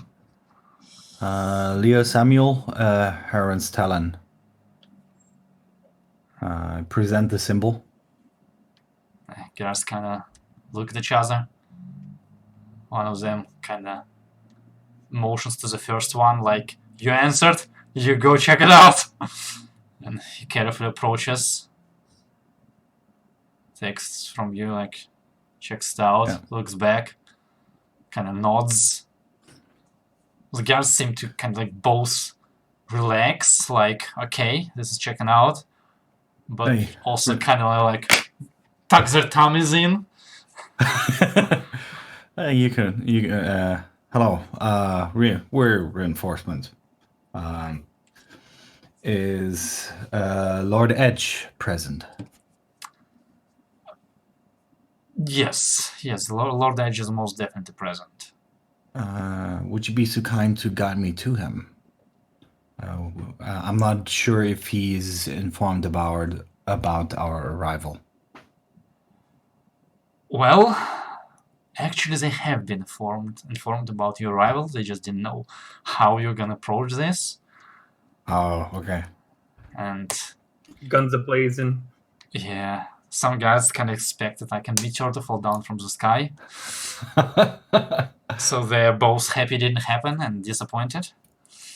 And they do send quite a few guards with you, you know, just in case you're really good at pretending to be here on Stellans, to like, No. but we were careful, you know, and we sent guards with them. But I will compliment them. They're just doing their job. I will compliment them on their vigilance. I appreciate that.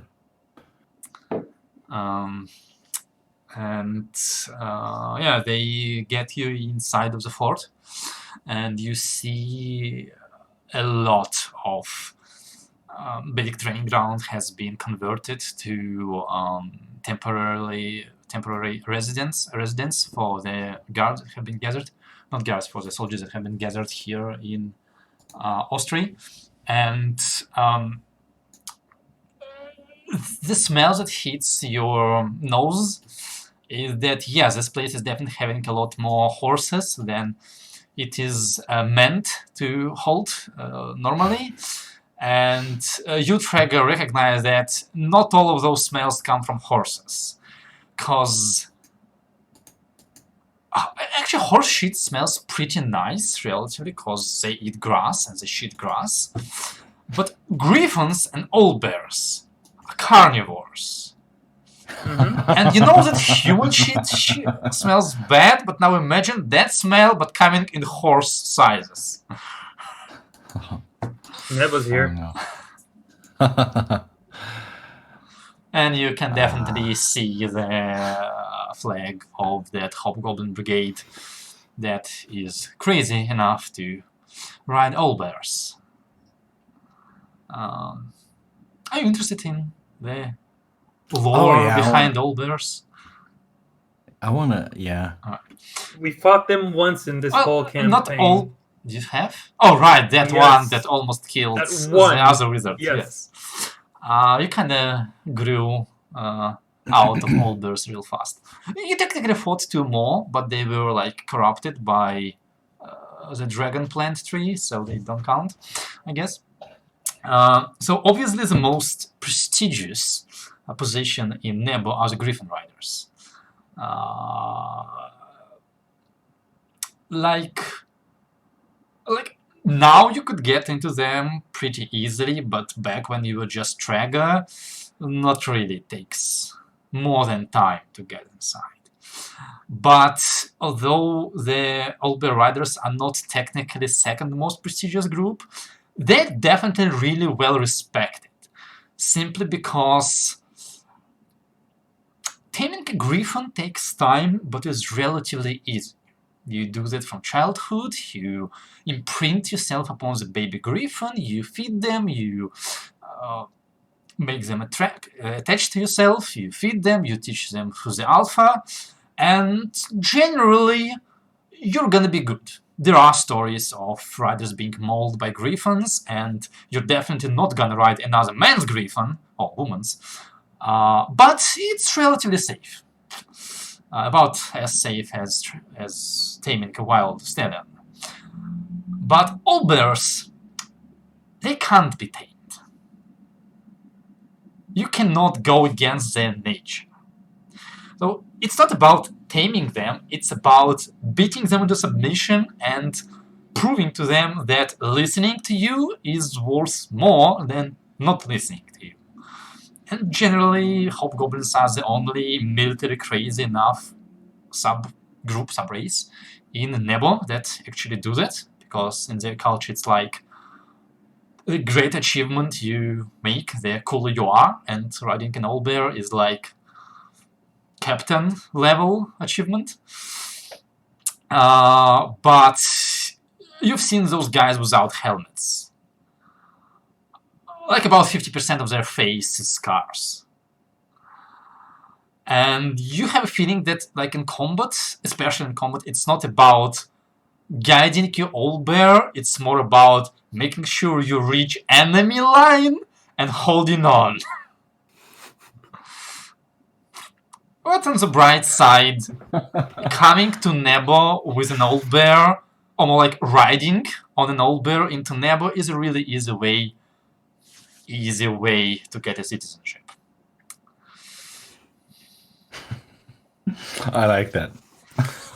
Or a prison sentence. How did you depending on get what your you're- citizenship? I rode on a fucking deadly animal into here.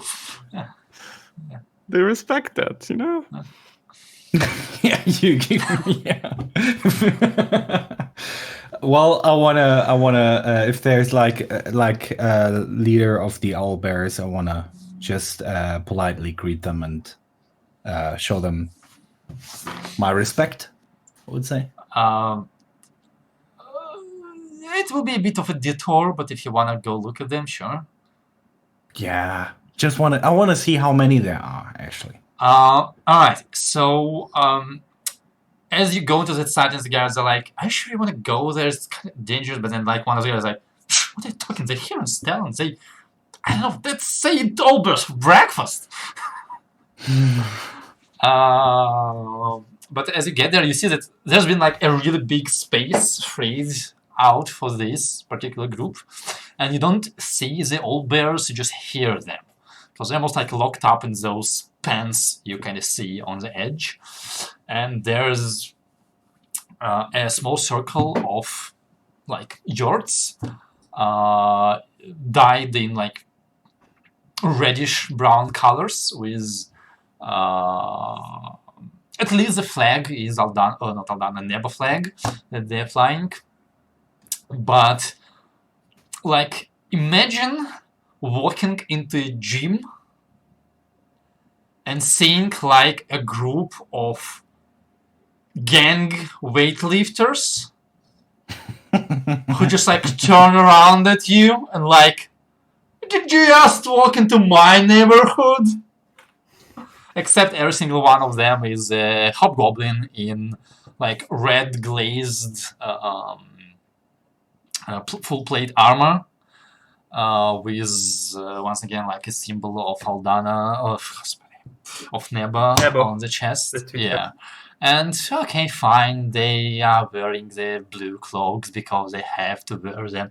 But everything else is just red. Faces red, armor red, red plumes on their helmet. And like, alright, so that's one eye.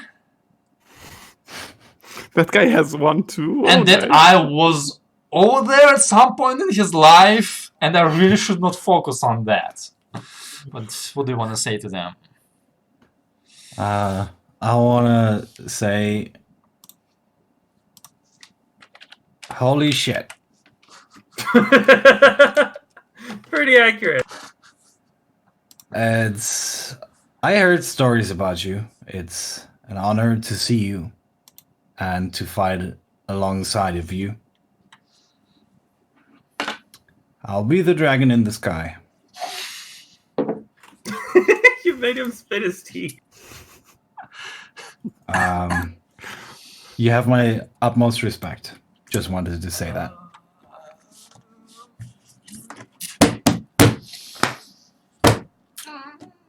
Make a general charisma check. You're not really persuading them. It's more like, does he like you? Does he like you? 21. 21.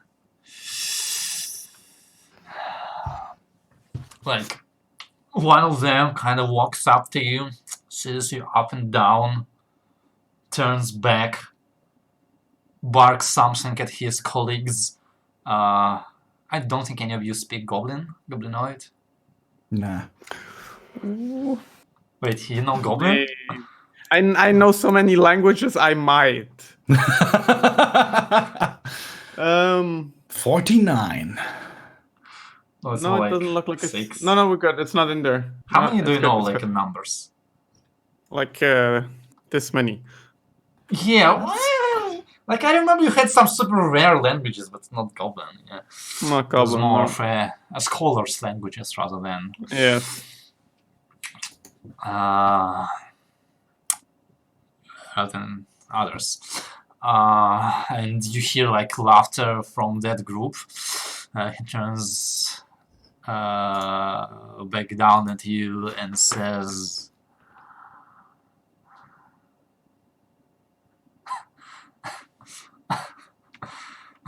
"Why are you putting me in this position? Why do you make me come up with one-liners in like 5 seconds?"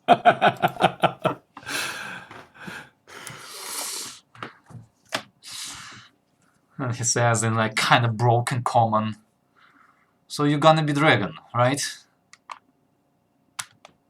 Yeah. Great, great. Don't die. Always wanted to know how dragon tastes like." I leave.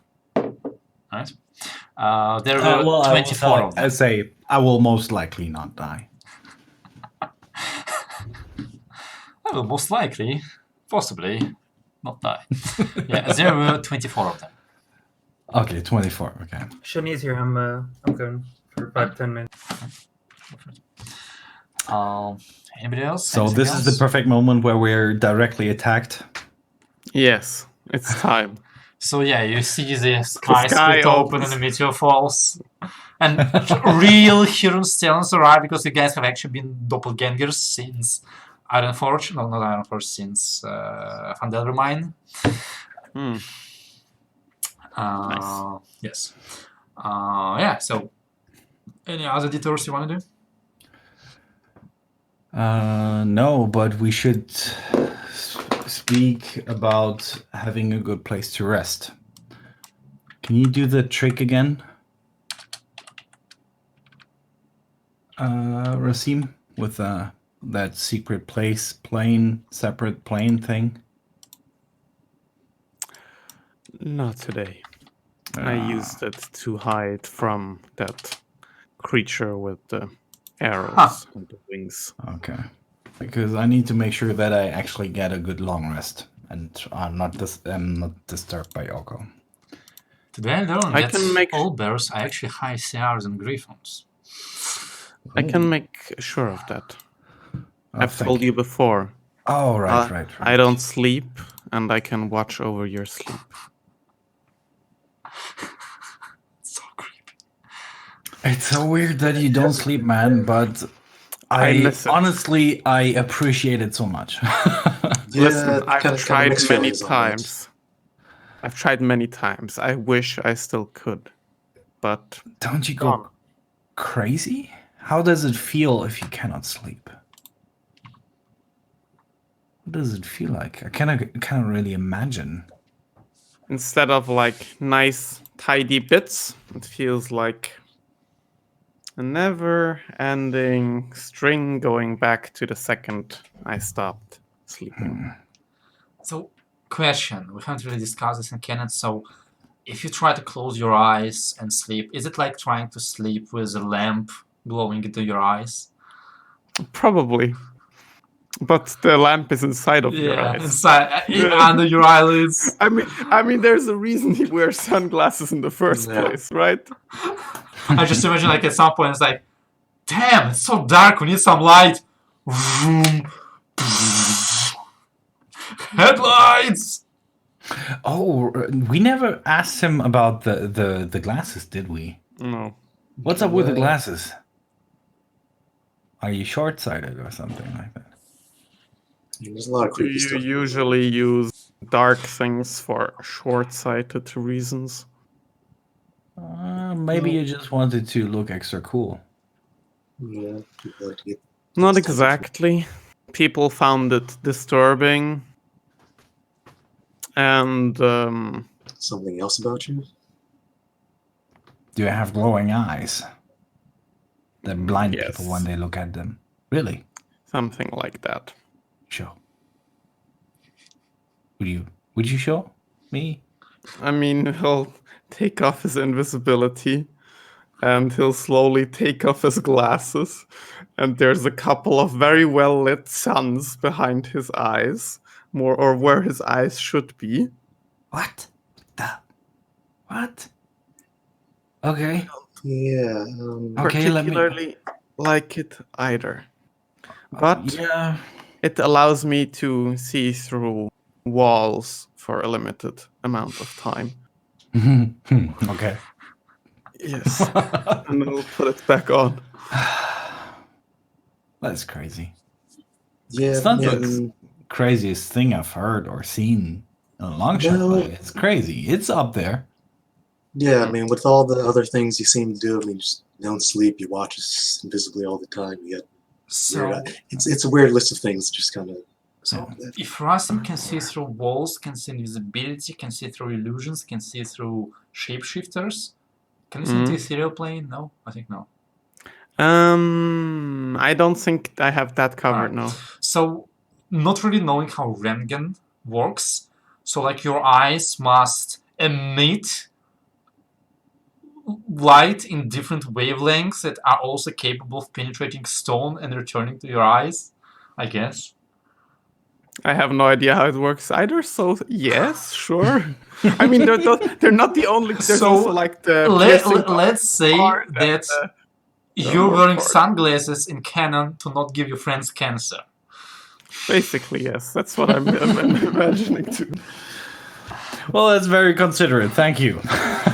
He doesn't say that. He doesn't know what cancer. Probably. So no. 50 years later, your friends die. If it's only 50, that ain't too bad. Was it like that? Never I mind. think it's way less. Yeah, no, I was thinking about a strange comic thing I heard about, but I don't want to mention it on recording. Anyway. Yeah, anything else you want to do? Talk to anybody? I think. What did the king say? We should talk to Lord Lord Edge, Edge. Yeah. In that case, I would definitely Alright. head towards him.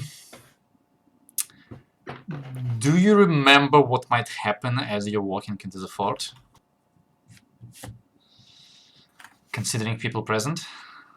You mean Princess you mean- Anna? Yes. Oh fuck. Yeah. I really should not have reminded you about this, but I can No, feel nice I was thinking about that as well, but I was that gonna she bring- might be. Should I? Oh fuck! I don't want to Not lie telling to you. her. Yeah.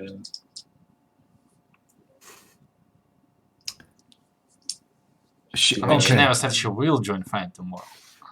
Okay, let's do the.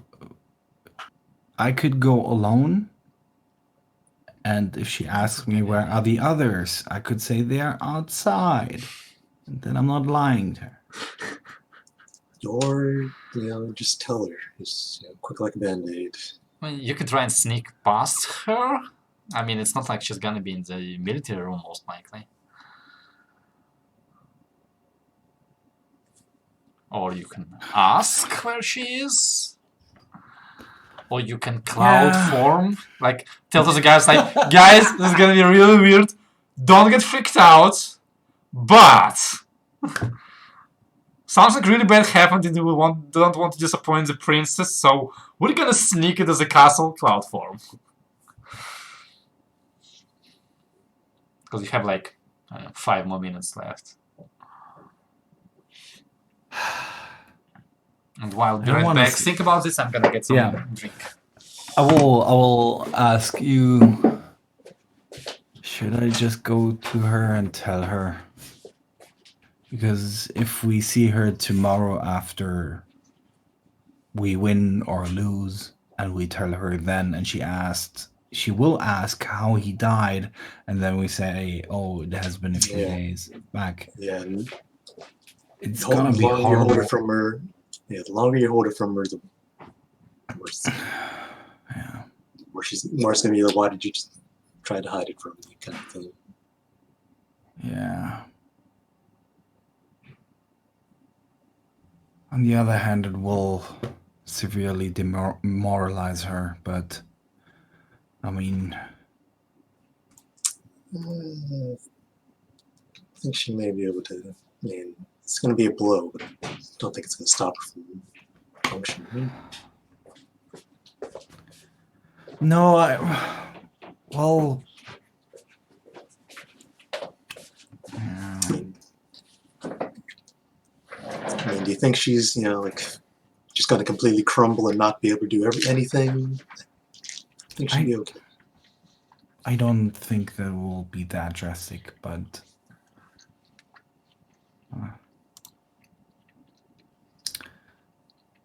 I will roll for it. We'll make a wisdom saving So throw. roll a persuasion check. If you roll 15 or Against- higher, you don't talk to her. So my minimum that I can roll is 18 now, so It's not your fault. No, These are meant to be this way. I will make a wisdom saving throw. If I roll below 11, I will not talk to her because then he will chicken out. But if he rolls below 11 to 20, then he's brave enough to face her. Okay. Okay, he chickens out. Thank God. All right, maybe not today. She will be mad at us. I cast invisibility on myself. Do you want the guards that you're doing that? Oh, yeah. Before I do that, I will actually say to a guard, "Could you lead me to Lord Edge? I will be invisible. I will follow you. Just so you know." I'll make a persuasion check. This is freaking weird, man. Come on, plus 17, plus 17. 22. That's a low At roll. disadvantage? No. I mean, yeah, that's more than... Well, that's good enough. The guys are like... Will you be coming alone? Do you guys want to come with me? Yeah, I figured we were all going to go. I mean, like, either go all invisible or... Like, what's the point? Oh, fuck. Where's Princess Anna right now? You're asking the guards, right? They're like... Yeah. She's in the cave. We don't know. We guard gates. Okay. Fair. You'll need to ask somebody inside. Actually, we're not even gonna get you all the way inside. We're gonna pass you on to guards of the cave. Because we aren't paid enough to go inside. Okay. Well, in that case, let's go to the keep first. Alright, so you walk a bit more. And as you like get deeper basically into the fort, into the layers, like on the... Well, by now you basically make it through the inner gate. And you can see the donjon in the center, which is pretty sizable. This is a big fort and has grown over time, but it's still... It's more like a block of space that has mostly been built as a fortified place. So you don't think it has all that much space inside and that it's still mostly like militarized. Most like the captain of this fort, most likely just like, command of this fort, like having a room for himself is most likely the greatest luxury that he actually has. But on this inner side you see more people. You see the Griffin Riders. You see 6 Griffins kind of lying down, I guess, on one side of the encampment as the riders are kind of like feeding them, grooming them, calming them down. You see about... Oh jeez. Make me a perception check. Because like you're not stopping to count them one by one. You think you're seeing like these tents inside must fit more than 100 people, and judging by those tents, like all of these people are gonna be knights. Because like previously you saw like hundreds of people of tents, but those would be like for normal soldiers. Like here on the inside, we're talking about like knights, people who have the money and the rank to ride horses and have heavy armor. And you also see a small encampment settlement from where you hear clanking of metal, and you see short, stubby, relatively short, stubby forms of dwarves still doing something. Not many of those, but you also figure out that there's no way this fort currently fits in the whole army. Most likely, like maybe half of the people are outside doing something, you're not sure. But if this is all, this won't be enough. This is maybe 1,000 people you've seen so far. That shouldn't be all. Yeah, I don't think so. Yeah. So the guards kind of get you to the front of the keep, and like one of them salutes and basically says that, like, I don't remember my names for the military ranks in Aldana, but basically like private so and so, like reporting. I have brought the Huron Stellans and their guests here, so please take them off my hands. And those guards are just doing their job. They're gonna like ask you for your symbol once again. They check it. They give you a good look. They're gonna roll insight. Alright, they like you. They think that you are who you are. So they are gonna take you off the original guard's hands. Anything you wanna say to them? Aside from, we wanna see Lord Edge. Yes, Princess Anna here in the keep, on the way to Lord Edge, or?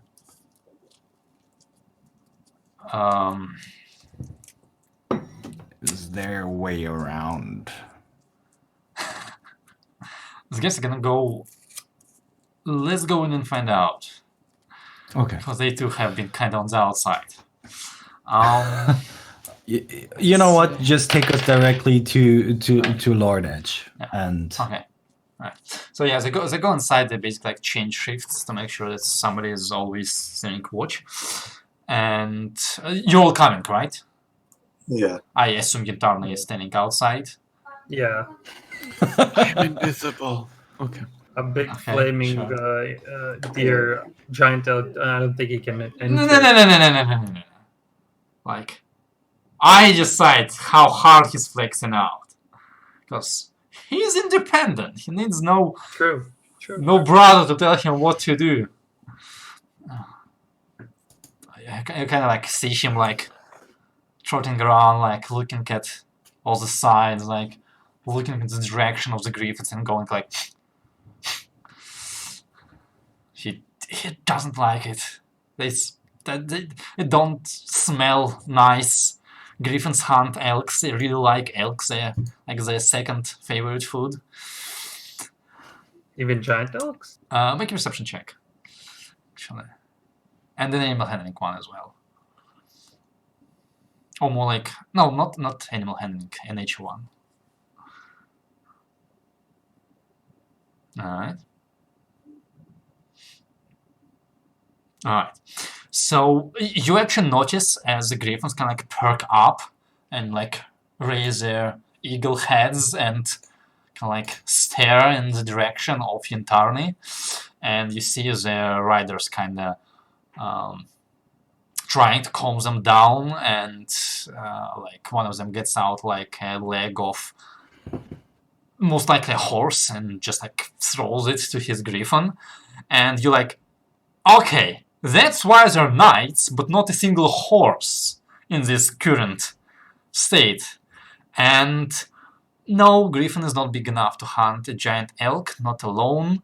Griffins don't travel in big groups, so they usually won't have enough griffins to hunt a giant elk, not without taking too much risk. And that's about when Yintarni just like says, fuck, well, he doesn't say it, but thinks fuck it, and goes big, and you see the griffins kind of go like like cats do when they like, okay, like, and they like stand up, like turn around, like down again, like, no, it's not like we were interested. No, we never even cared about it. Like, this is horse leg, this is wonderful, I like it, I'm gonna eat it. Like, that shit, no, I didn't care, no. What's the intelligence of griffins? Because I didn't check. They're not very smart, but they're cat level smart. Alright. So, yeah. Thracket, you still have not shot Intarni, just saying. Yeah, I'm keeping it. Can I have an estimate on how long it takes to put it on?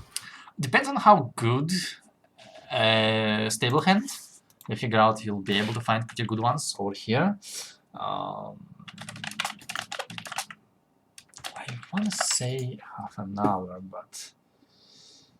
Okay, so it's long. It's not like something I could put before combat. No. Oh, wow. Yeah, more like an hour. Yeah, it takes Hour. that time. No, wait. Okay. No, actually, half an hour. Yeah. Yeah. I was like, people saying different things, but experienced ones should be able to do that. Especially since he doesn't need to remove current horseshoes because Intarni doesn't have them. And I think Intarni is in a pretty good state because he hasn't been using horseshoes so far, so it wouldn't be much work. Okay. Yeah. We'll do it later because I want to supervise. Good enough. Alright, so yeah, okay, so you leave it down outside and he says like, I'm gonna go to the previous rink, just, you know, to not antagonize our allies.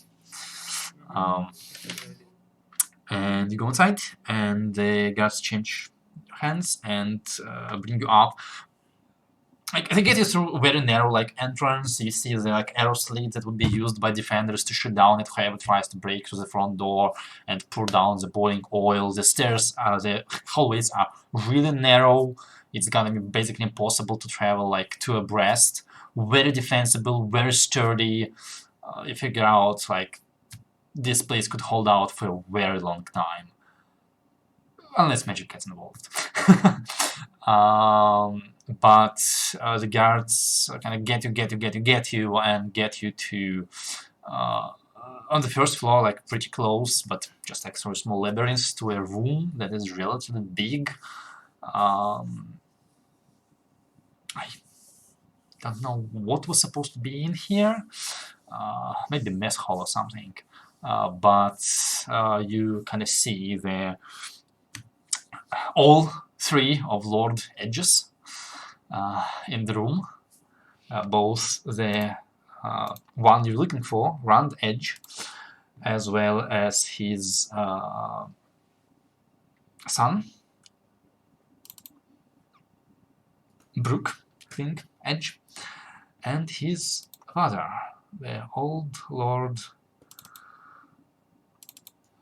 Emmerich, who's the commander of Austria and a legate. Have I shown all of them to you? I don't think I'd like a refresh. So this is Emmerich. 1 second. Ignore number 2. And I've definitely seen them before, Yeah. and this is Lord Edge. Well, tell me you should have seen them because I asked you. I'm not sure if I showed that might have been because of that. to everybody. Like, that's how he looks without his armor, because I've previously shown you this. That's his armor. Very edgy. And that's, I'm pretty sure you've seen the sun during the hall, or during the ball. Like, that's him. Yeah, something like that. don't think we got that picture. Maybe. I'm not sure. How is he holding his blade? Oh my. Oh, he's grabbing it by the. Actually, a lot of swords, especially great swords in those times, weren't sharpened close to the Yeah, I know, but still, the fat on your fingers isn't good. That is true. I think. But Like a sheath. that's an edgy image I found on the internet. Yeah. Like, look at his armor. It is stupid. Look at his hair. No knight will wear hair like that. Yeah. So. Yeah, fair enough. Like, he's young. He'll grow out of it. Don't worry. Like, look at his father. So much more practical. It's all over that edge. Alright. So, all three of them are pretty curt at greeting you. It's more like just like a nod and a and I kind of leave it to you to initiate the conversation.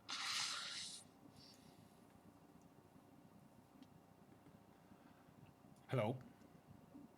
Hello. Good to see you again. Has the king informed you about our about Initiative Dragon or Project Dragon? Let's call it that. Yes, we have been informed, though the details have not been shared. Well,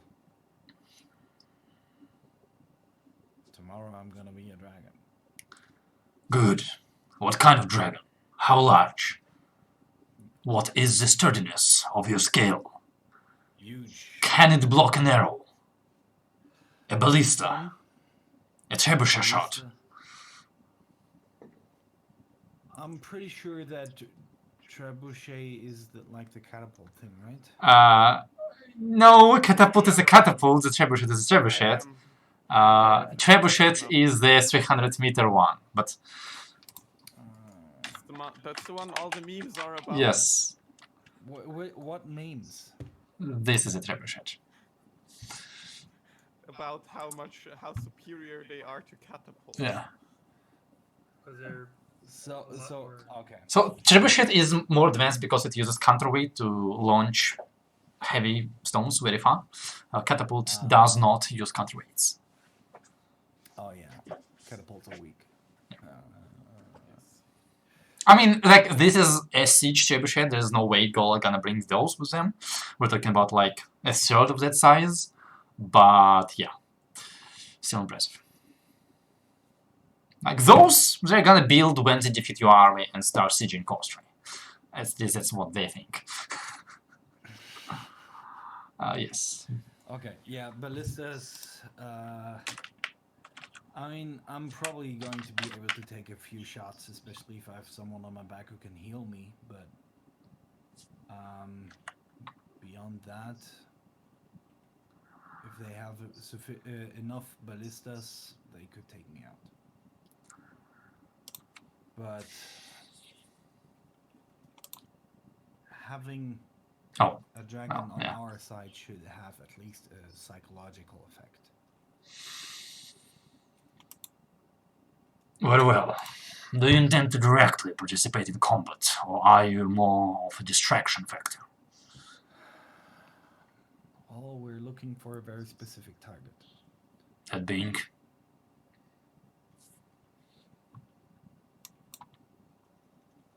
I look at Zardos.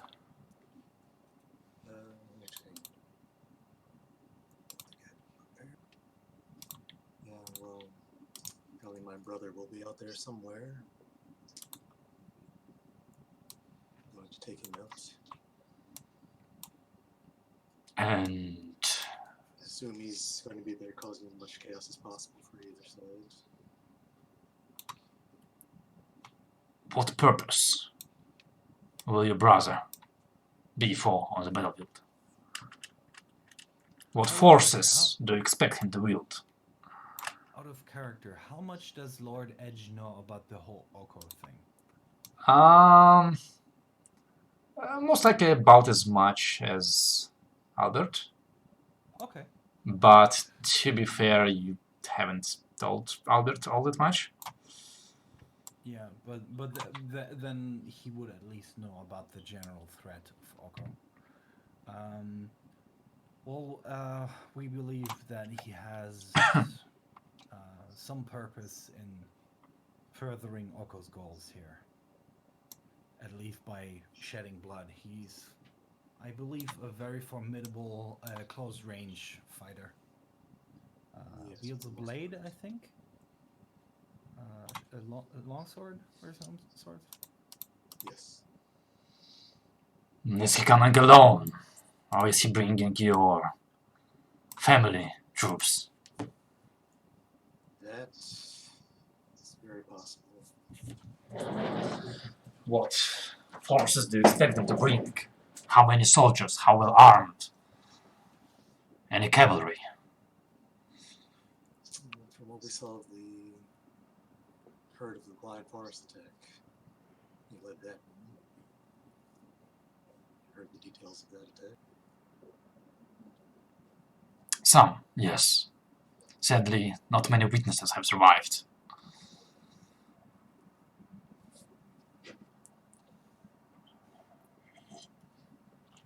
Alright, Exact forces we don't know too much about. I see where this is going. You are not very tactically minded. The thing is, we don't know too much about the forces. That's the unfortunate thing. What we have to do is look out for them.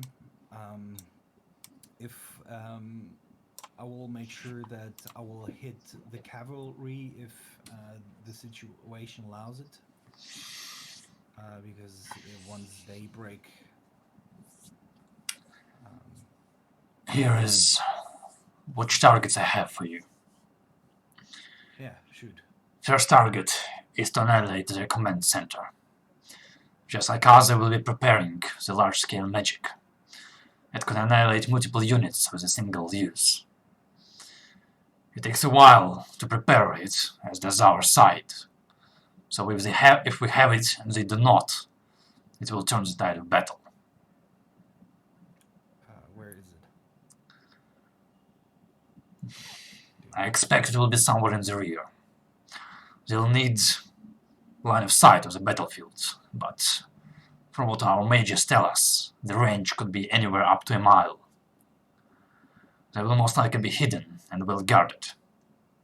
So will be ours. But hopefully they don't have people like you on their side.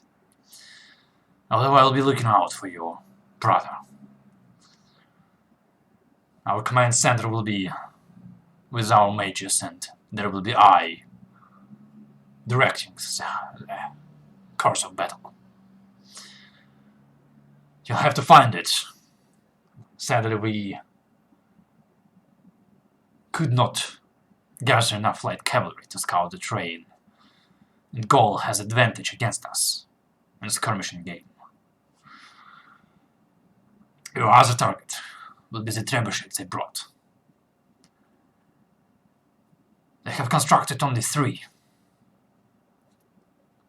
and they are light, but they outrange our ballistas, and if their stones connect, they could cause significant damage to our troops. It's not an accurate weapon, but with it they could afford to hang back and bombard us. Bearing that, target their knights. They are the backbone of their army, and if they're out, so will the rest. But be careful if you turn into dragon. I hear they've brought the Pegasus Knights, and those are powerful men. Our scouts report at least a single unit flying around the battlefield of 18 riders. But they could bring more.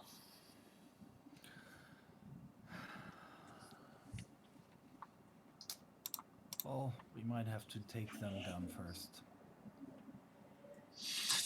Be careful, do not get in range of their archers. They are not impressive and not very accurate, but there are a lot of them. Okay. So we have the command center where they don't exactly know where it is. They have the trebuchets, 3 of them that we should take out, and they have Griffin. Was it Griffin or Pegasus. Pegasus Rider? Pegasus. You have Griffins, they have Pegasus. Pegasus are really fast. Yes. So they might be faster than me in Dragon form. You know, actually, be nature check. I think it's 80 versus 90, so yes, they are faster. Make me an Arcana check. Even if he's hasted? Okay, yes, no. No, they're not. But 1 minute hasted is still. Yeah, about that, I'll get to it. Just make me an Arcana check. Yeah. 18. Well, you know how fast your Pegasus is. You know that Griffins are slightly slower, but not by much. And I mean, the dragons you fought, they are slightly slower than your Pegasus once again. They won't have much speed over you, but they would definitely be able to flock you if such a term applies. The flock of Pegasi. A murder of Pegasus. That is very appropriate, yes. What is the... A pride of Pegasus.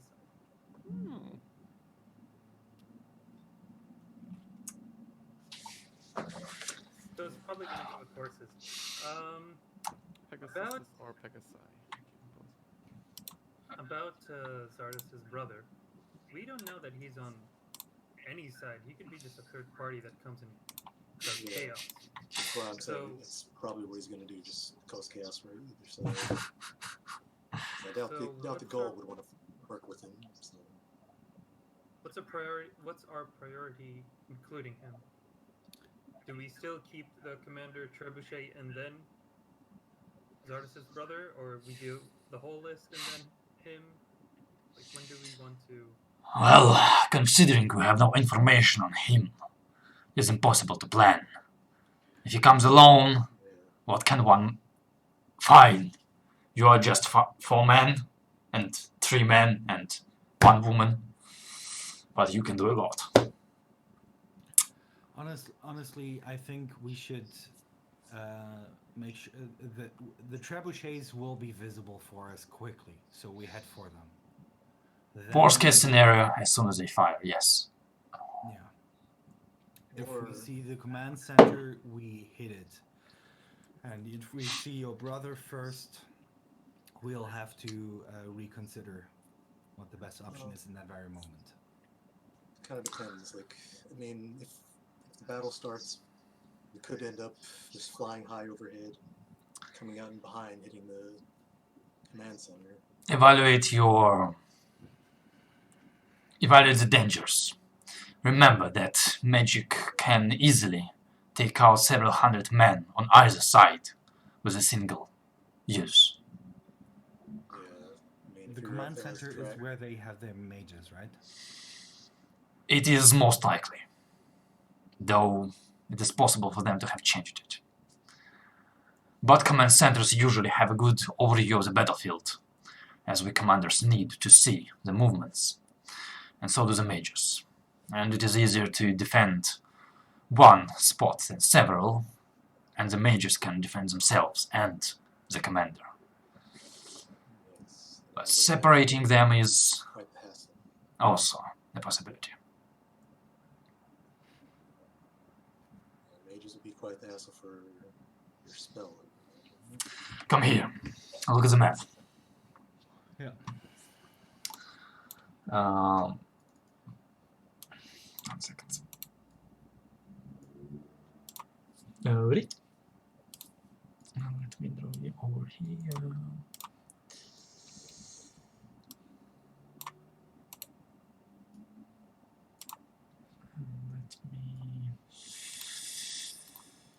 do this.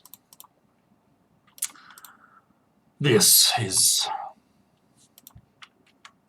Nope. Our expected battlefield. We have the advantage of defense. Our troops can take position in the north, possibly even behind the river. There are not many ways to cross it, and obviously heavily armed horses will fail to do so. I mean, they don't float, neither do knights. So we can defend the 3 bridges. Nope. 3 bridges. Nope. That exist in this area. Where's the third one? Oh, back there. Yeah, I'm actually gonna use this map. Says it was still Yeah. blurry for me. By the way, the map is to scale, if you are curious about this. The halos will provide some cover for approaching troops. And even if we take our halos with trebuchets, they would have good arc of fire and will be capable of targeting our artillery without approaching within its range.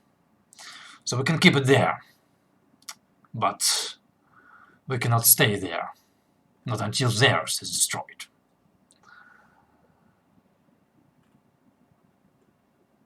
Well, luckily for them, there's not much forces, not much forests, and their forces will be easily able to utilize cavalry. It could be a good idea to draw the battle into this hilly terrain in the center. There are enough choke points to cover with our troops and prevent their cavalry from flanking or attacking us from the rear.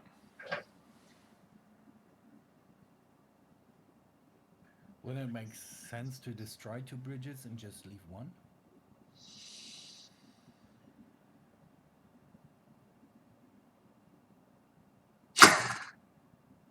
I froze. One moment. I mean, I'm not a tactician, but why keep 3 bridges that are so far apart from each other? They will have to engage our army if they are to proceed. They will not be able to cross their bridges without stopping our ranged forces. There is merit to your words. However, the more bridges we destroy, the fewer opportunities our troops will have for retreat. Yeah, that is fair. We have not made a decision for it. If we choose to do so, the bridges will be burned by the morning. But, as I am still receiving information about approaching troops, it would be too hasty to burn it so soon. Yeah, I will. Or as they say, let's burn the bridges when we cross them. Yeah, I will. I will rely on your expertise here. These are the troops we have.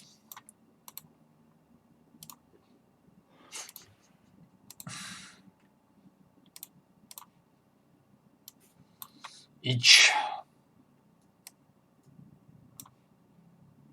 figure on this map represents a single unit, a single detachment.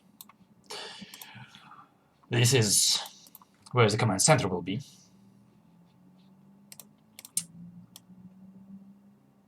There's my face. The Dwarves of Thor have brought 2 detachments of bow throwers, 3 in each, as well as some troops. Warriors, they're berserkers, and a unit of crossbowmen. They don't have any ranged advantage over our own crossbows, but somehow those men manage to go into battle in full plate armor and shoot while holding a shield. They are very well armored. We have 2 detachments of our own crossbowmen. Just as good of shooters, but not as well armored. 2 detachments of Royal Knights, and my son, leading his order, the Knight of Kellenmore. The Tor, the Nebo, has sent a unit of Owlbear Riders and of Griffin Riders. The Owlbears are terrific at tearing through infantry. They also cause fear. Well, who wouldn't? The Griffins have the mobility, but are quite terrifying. And last but not least come our state troops. 3 detachments of swordsmen, 4 detachments of spearmen, and 2 detachments of knights.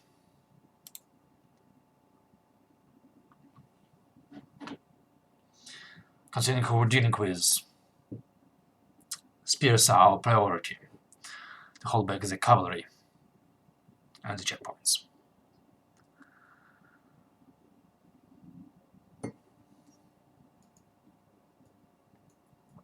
So, now out of character, and without the super hoarse voice of Lord Edge. So, any unit that has a spear on their card, so like this, actually, like this. Do you see it? Yeah. They have advantage when attacking large units. Every unit that has a sword on their card has advantage when attacking medium or small-sized units, so infantry-sized. For ranged things, there are 2 ranges. The deep range is without disadvantage. The light range is shooting with disadvantage. Can you Yes. make it a different color? No. I guess when they're not stacked, it's okay. But it's, They should be visible until you have problems. It's up for you, will be, to place them wherever you want, because what? yeah, I'm not gonna play Incursions myself. You guys are rolling for Aldana. I have enough things on my head. It's gonna be up to you if you wanna, I don't know, somebody takes cavalry, somebody takes infantry, or if you wanna split them any other way. Man, it's been 10 years since I've been to officer's school. Also, very importantly, the ranged units like crossbowmen are intentionally made small in size to allow for this. So if a unit of crossbowman is placed directly behind a unit of, I know, somebody else, and enemy approaches, then basically when these 2 melee units are engaged in combat, the crossbowman can shoot at them without disadvantage. But if they take a single move back, it's already disadvantage. As you can see, every square is 150 feet. The combat is gonna happen in minutes, so each round is a minute, not 6 seconds.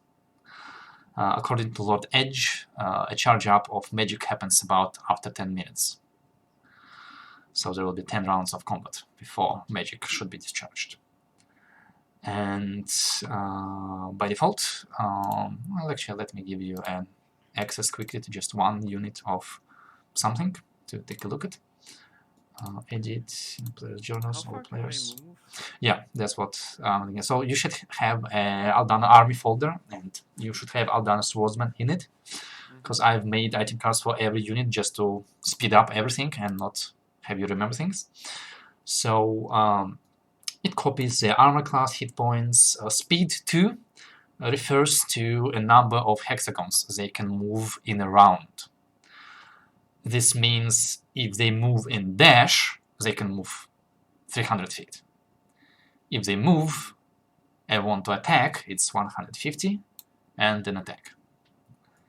Also, if any unit has any special abilities, it is described under the stats, and then there's their attack. These things are not balanced against, like a D&D guard.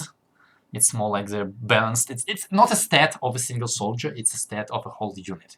So it's not that the unit has 62 hit points, it's that the unit has 6,200 hit points and they deal 1,500 damage on a hit, but I kinda shortened it. And yeah, if half of them die, they deal less damage, obviously. I didn't have time, like the last thing I didn't have time because I was doing all of the item cards, all of the unit cards, is to write up short rules, but I don't think we're gonna be doing combat today. Yeah, so by next game I'll have short rules written down, but it's gonna be pretty simple. It's mostly D&D rules, move, attack. Cavalry has 4 move, so they can move twice as far. Ranged attacks are understandable. Now the interesting part, or more like the complicated part I did decide to introduce, is some units cause fear. So each unit, because you guys are not here to kill, and well, we are trying to be slightly realistic, has morale. It's not a specific number, but basically when a unit takes damage under half health, they make a DC 10 morale check, and if they fail it, they start running away at the start of their turn. Is it a wisdom check, or what is It's it? just a check. It's just a DC 10 check. Yeah, but which stat? It's on no stat. No stat. Just, Actually, let's make it a wisdom, because I think knights have better wisdom. Actually, not many of them have better wisdom. Let's see, maybe griffins, because they're really good. All bears, Shit at strategy games. griffin. Yeah, I don't think any of those units have positive wisdom, so it doesn't matter. But yeah, you can click wisdom just to roll faster. Like if when they're running away they succeed on their morale check, they stop running away and they can return to combat. I'll add quick rules on when they don't return to combat, and if they reach the edge of the battlefield they don't return, that's for sure, they have run away. But yeah, so the interesting thing is that basic troops like swordsmen, spearmen and so on, they just make a straight roll. All knights, so if a unit item card has knight in its name, and all dwarves make morale checks with advantage. And all peasants, this mostly apply, well, this exclusively applies to Gaul, make morale check at disadvantage. Because as you can guess, when there's a unit of cavalrymen running at you and you are a peasant with a pitchfork, yeah. So here, let me give you access to actually Griffin Knights, because they have both fear and terror. So if a unit with fear is engaged in melee with another unit, it causes like all the units engaged with it to do morale checks at disadvantage. Oh wow. Yeah, so it's only two units, but it's a powerful tool. And Griffin Knights cause terror, which means that anytime they deal damage to an enemy, even if they're at full health, they need to make a morale check. Oh, that's cool. Yeah. Oh, shit. Yeah, especially like at the end of the battle when everybody is low, terror is really important.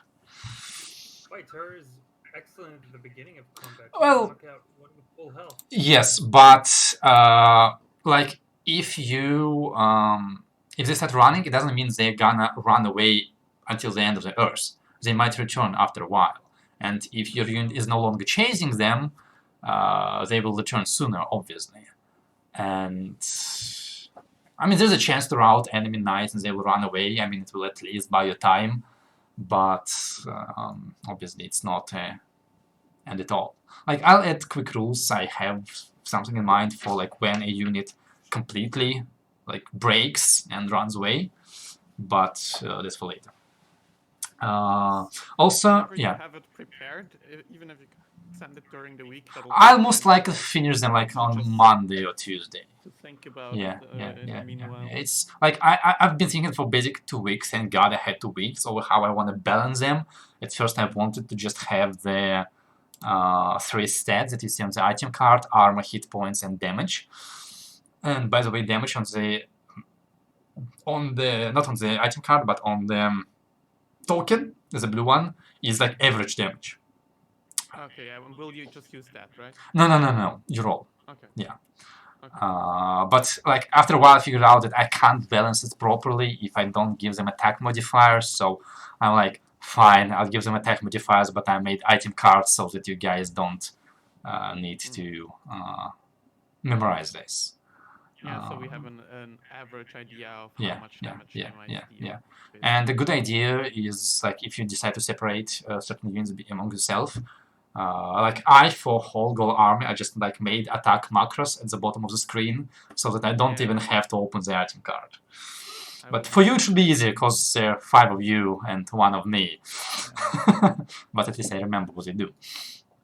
And once again, like their armor, their hit points, and their damage is not like a representation of what they are actually wearing. Well, not a direct representation of what they're wearing.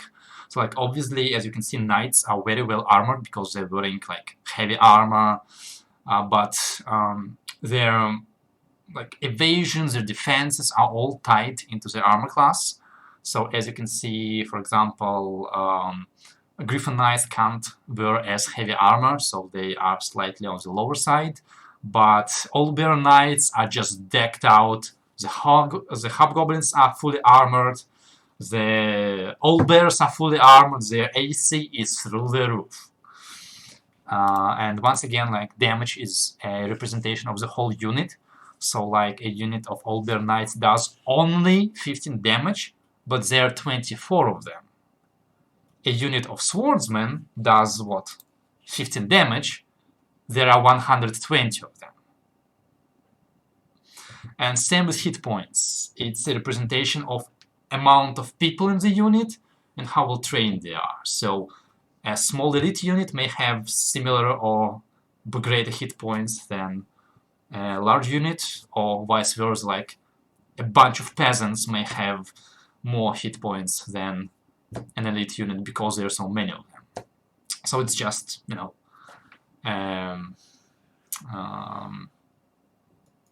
approximation. But yeah. Just for our consideration, Yes. If I see this correctly, the bridge on the northern side, Yes. on the northwestern end. Okay. This one. Yes. If troops by foot were to cross the bridge and reach our command center, they would still have to cross at least 2 rivers, right? This river also has a bridge, but like these rivers are fordable. Oh, okay. So only the big one is. Yeah. Like as you can see, like the big river is like what, 40, 60 feet wide. I didn't accurately calculate it, but like 60 feet to meters is 20 meters across. Like, and once again, like another like a few quick rules I'm gonna be adding is hills and forest count as difficult terrain. Can the little rivers count as difficult terrain too? All rivers count as difficult terrain. Okay. And anyway.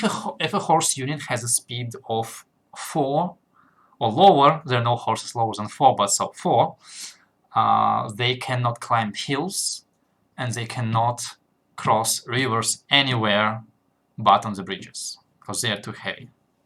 Any lighter horses can. Like Gaul has scout cavalry that is badly armored but a lot faster, and horses can swim, not just in heavy armor. So those might be able to cross rivers in other places. I have another question about this system in regards to how we are going to deal with Terran's talent interacting right. with army. So, Sounds like, it could very well. So if you're flying on a dragon, then your movement speed is gonna be basically 400 feet in a minute. No, 800 feet in a minute. 800 feet, Yeah. Yeah. So a lot. And so long. That's without Yeah. dashing, right? You will not be able to dash now. Okay. But the other units can't they choose between either dashing? No. Or you- or is it half movement? Yeah. Or it's full movement and not attack. Okay. Yeah. So like as you see, like normal people have a movement speed of 30 feet, so they move maximum 300 feet around. So you can do that. Yeah, makes sense. It's just for balance, for numbers and so on. If all you're doing is moving and you're being shot at, then we're just doing this on the major battlefield. You'll have your own hit points, and these units are gonna be attacking you in whatever manner they're doing.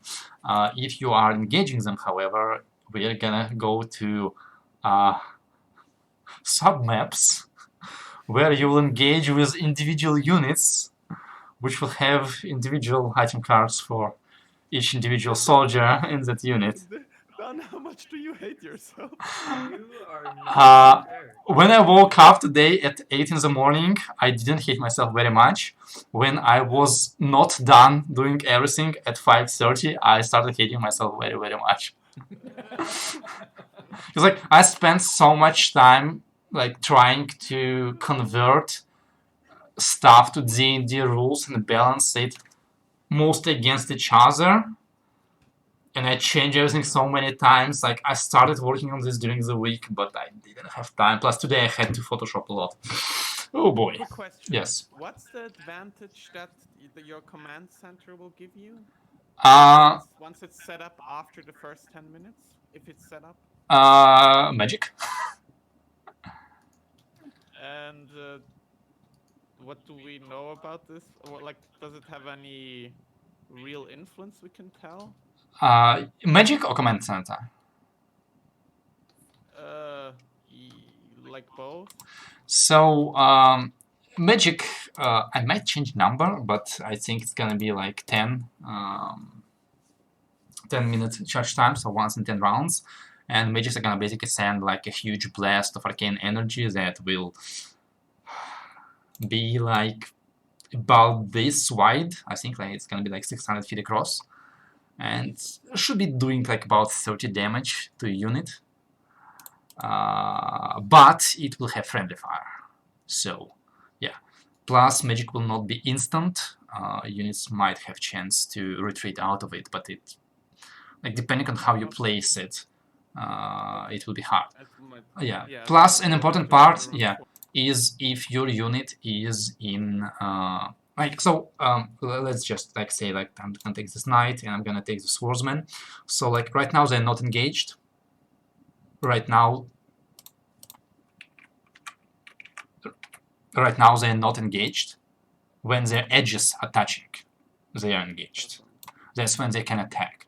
And if you want to run away, you have to spend your action to disengage.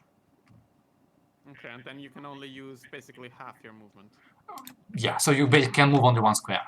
So like this means that like if troops are engaged in a melee combat, because like like troops kind of mix together, you can't immediately move out. So if they engage in melee combat, they usually, if you place it right, will not have enough movement to run away out of magic. Cavalry might, if you place it on the edge, they might. You'll have to see. Oh, Jesus Christ. You move like this? I made it as simple as I could while trying to make it not like, my soldier pokes you soldier. You soldier pokes mine. Yeah. How much movement does a catapult have? 1. It can either move 1 or shoot. Yeah, it makes sense. How much range does a catapult have again? About 1,000 feet. Where's the catapult? These are not catapults, these are ballistas. They don't have as good of a range. They are dwarven bolt throwers. Nice. Yes. I thought the dwarven bolt throwers were like. No. Can we like make a system where I can like do like this? Hmm? Oh no, that's a little big. But Yeah. a system where I can show their movement on their token. I had an option today. I spent a lot of time adding their movement to every single card, or I run a game. Okay, I might make myself add movement speed by next session, but I think it's still pretty easy because basically infantry 2, artillery 1, cavalry 4, flying griffins 6. My cavalry is more complicated because I have light cavalry, medium cavalry, and fast cavalry, but that's my problem. Could you remind me, as a dragon, how much hexes would I be to? 8. No, not 8. 800 feet, which is well, 750 basically. So yeah, 5. Yeah. And why can I not dash?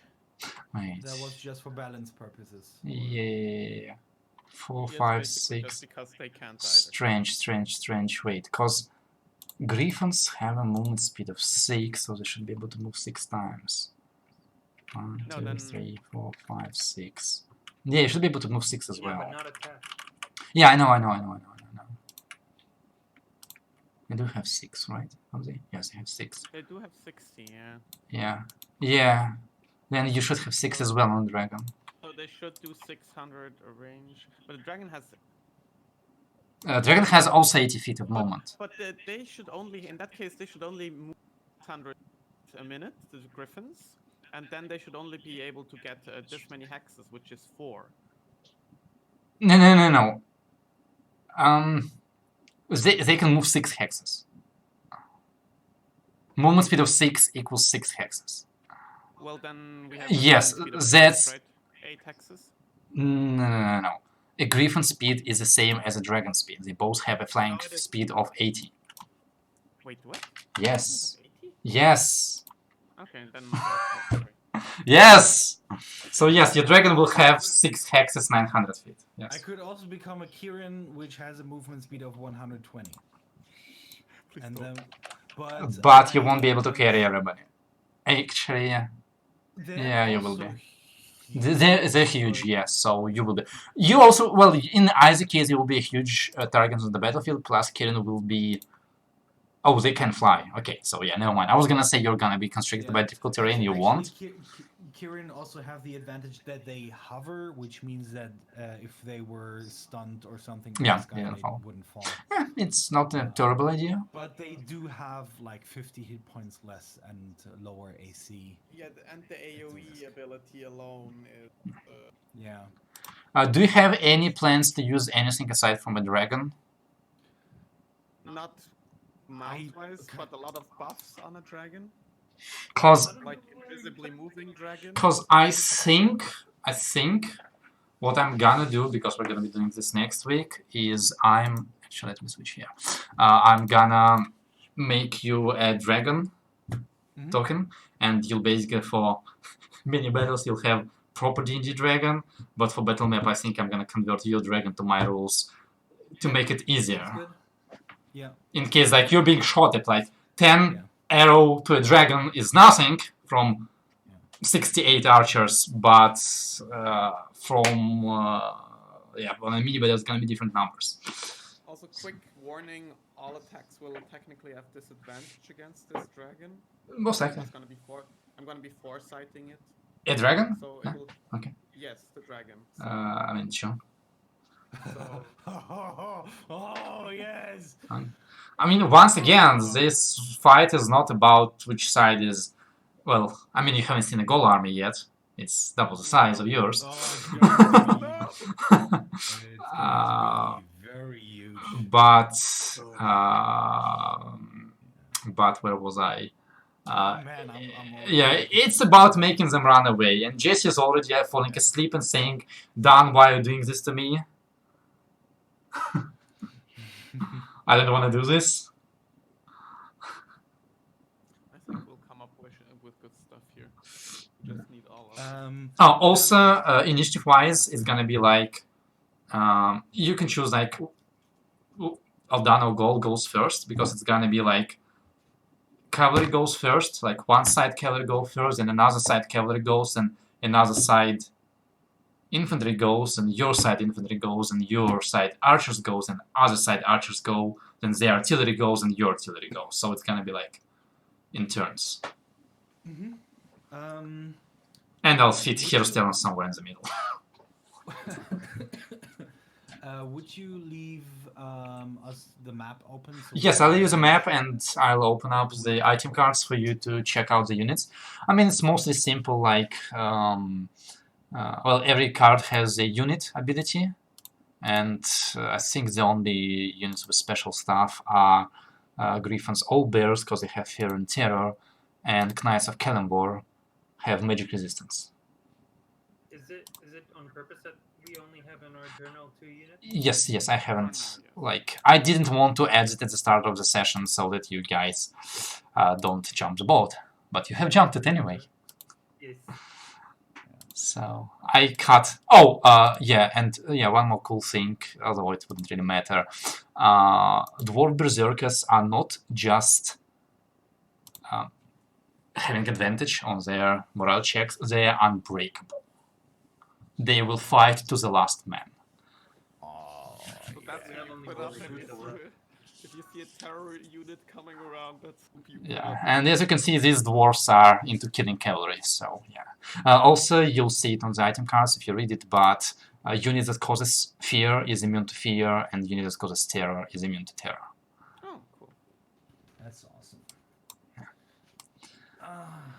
But So we need to go back and produce more of those units. Yes. Where's our supply line coming in? well, luckily for you, Thor came to help. Require more minerals. Require more minerals. Luckily for you, Thor came to help. Construct more pylons. As you can guess, I had this idea like a year ago when I posted that, Yeah. and Jess is really not happy with me Why you say that? because you don't like things like this. It's not that I don't like them. I'm just no good at them. I failed at Final Fantasy Tactics, so come on. Well, I don't think anybody is good at this, so. No, that's a really good game. No, it's a good game. I just failed at it. Okay. The good thing is because this is not like real time, this is turn-based, so we shouldn't have problem like. So we can also meta game a bit when we do this. So the reason why you see like all of the numbers is basically because you're not the commanders. It's like Lord Edge who's really experienced and knows all those numbers. That's why you see them. That's the explanation. And why you can order any unit to do anything you want immediately is because of the eye stones. So yeah, that's the in-game reason for metagaming. If you had destroyed the Ice Stone system, you would not have this ability, but at least for this battle, I guess it's good you didn't destroy it. Yeah, for now. As I said previously, Gold does not have that system. They will be slow. From my perspective, I want to bounce off some ideas of you guys. I think the bridge at the center is most likely going to get targeted, and the one to the right. I think the one to the left has a bit too much distance and difficult terrain to cover. Also, for reference, you will be able to place your units about 1/3 into the map. Okay. So, like, if the map is 600 feet, so it's gonna be like 2,000 feet. This whole battle is just a red herring. So, basically, edge of the river, mostly. I mean, the bridge on the left is gonna be invaded by Zarus' brother and the assassin, going straight for Anna. Well, Anna during this battle? That's a question. What the... I mean, that's possible.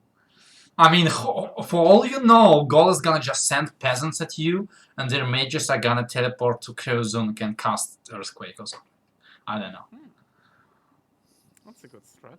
Yeah. Hey, we should do that. Let's we should do teleport that. to their home city and take down their castle. You've already talked about this. Like, I'm just honestly like this. I'm just carrying you. It is usually not done to civilian cities for two reasons. One, there is no reason to destroy a money building city that hard. There's kind of no point in occupying it in that case.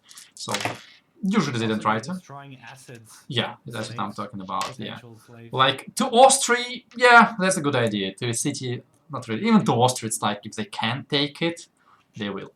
Secondly, basically why I said it. Like if one side uses weapons of magic destruction, then the other side will use them as well.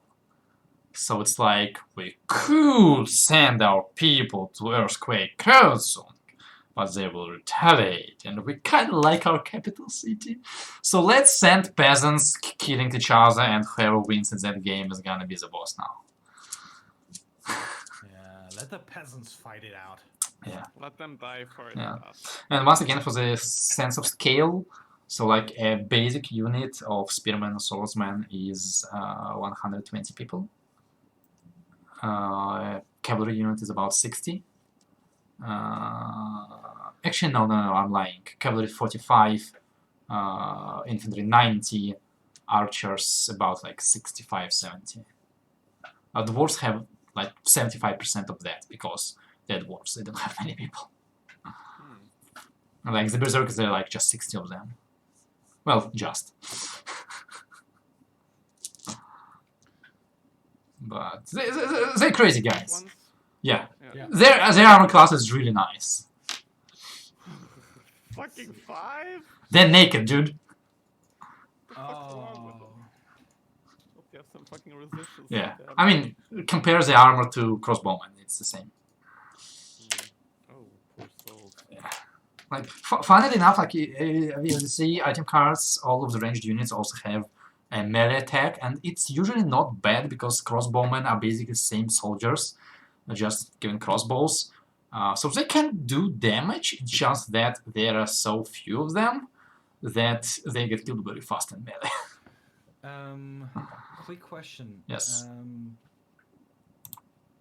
Not relatively fast. How are Yes. you going to track which unit already acted in a round? Because I have the fear that I forget which of our units. We're gonna go top down, left to the right. That's the only idea I have, cause either I need to mark every item card with a number, or this is too much. This is too big. Or you could, Like, I already made item cards twice the size I originally planned.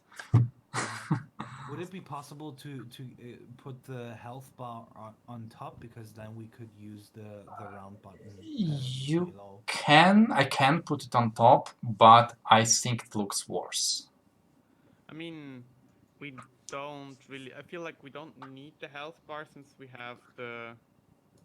I mean, that's just a pictured health bar. That's not the one that updates with stats, right?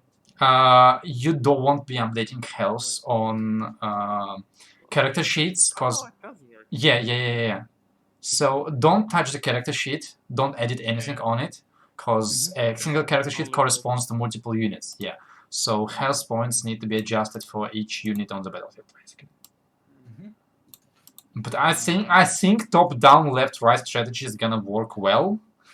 I mean, since this is not real time, it really doesn't matter that much. Plus, I mean, to be fair, of any type, like I think the most is you have 3 swordsmen. It's the most you have of the same type.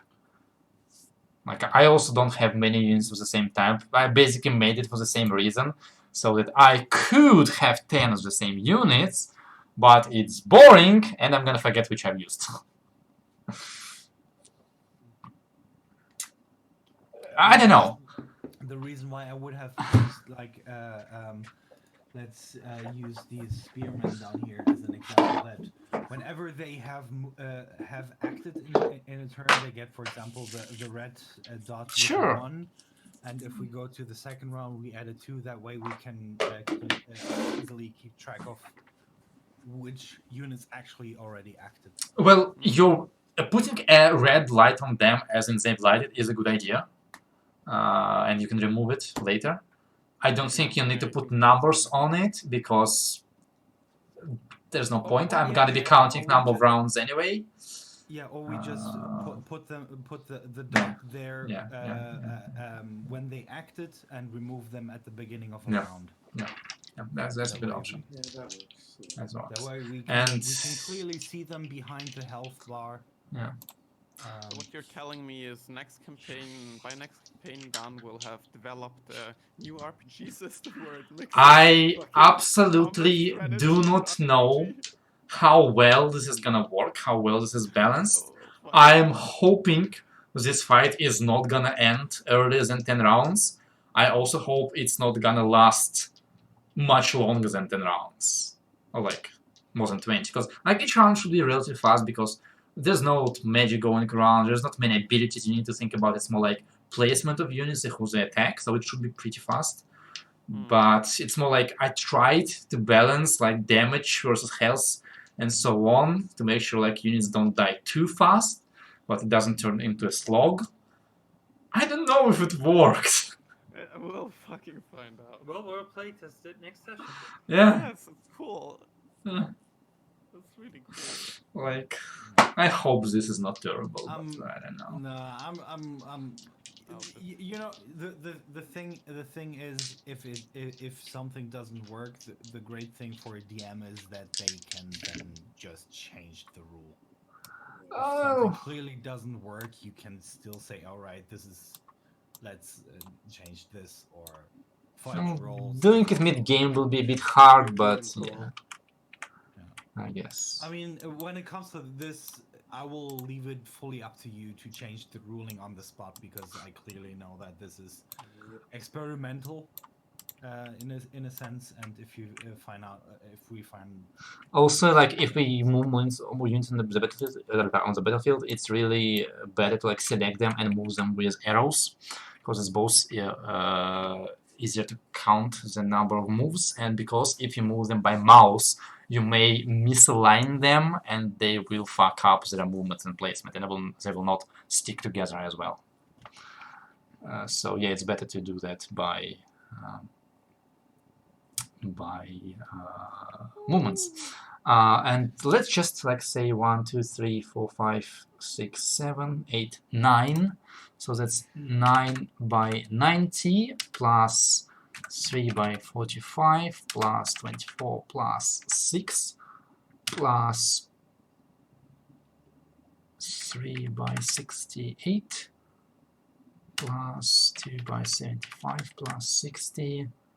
Not counting catapults, not counting artillery crew, you have about 100 or 1,400 people on your side. 1,400. Yeah. That's not much. That's not much. Nogal will have quite a bit more. Well, I mean, my options are either give you 10 more units, and I think you're good enough with this. So I limited their number. Let's pretend there's like more battles happening to the left and to the right. Or I could say that one unit of swordsmen is not 90 people, but 200 people.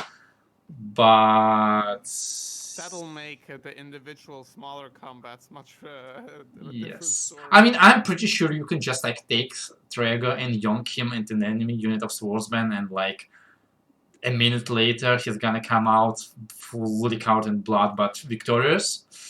Trago grenade. Yeah, but yeah. Yeah, I mean, smiting won't be that effective because you will always smite probably one single soldier to death immediately without even smiting. Traeger basically kills 2 soldiers around.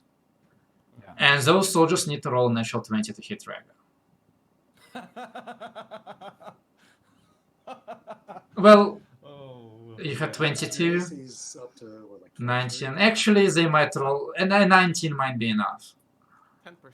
Okay, then Shield of Faith. GG. Okay, 5%. So yeah, it's basically gonna be like how many times Traeger gets critted by the end of the fight. And if he uses Destructive Weight, which is gonna like wipe out half of a unit in a single cast, it most likely means that a unit is gonna turn around and start running. Yeah, Actually, not such a bad idea with the that's what flying. it's there for. Yeah.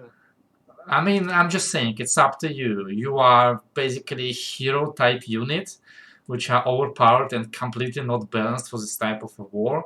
But it's basically gonna show both you and both sides and the world that you are, well, a weapon of magical destruction.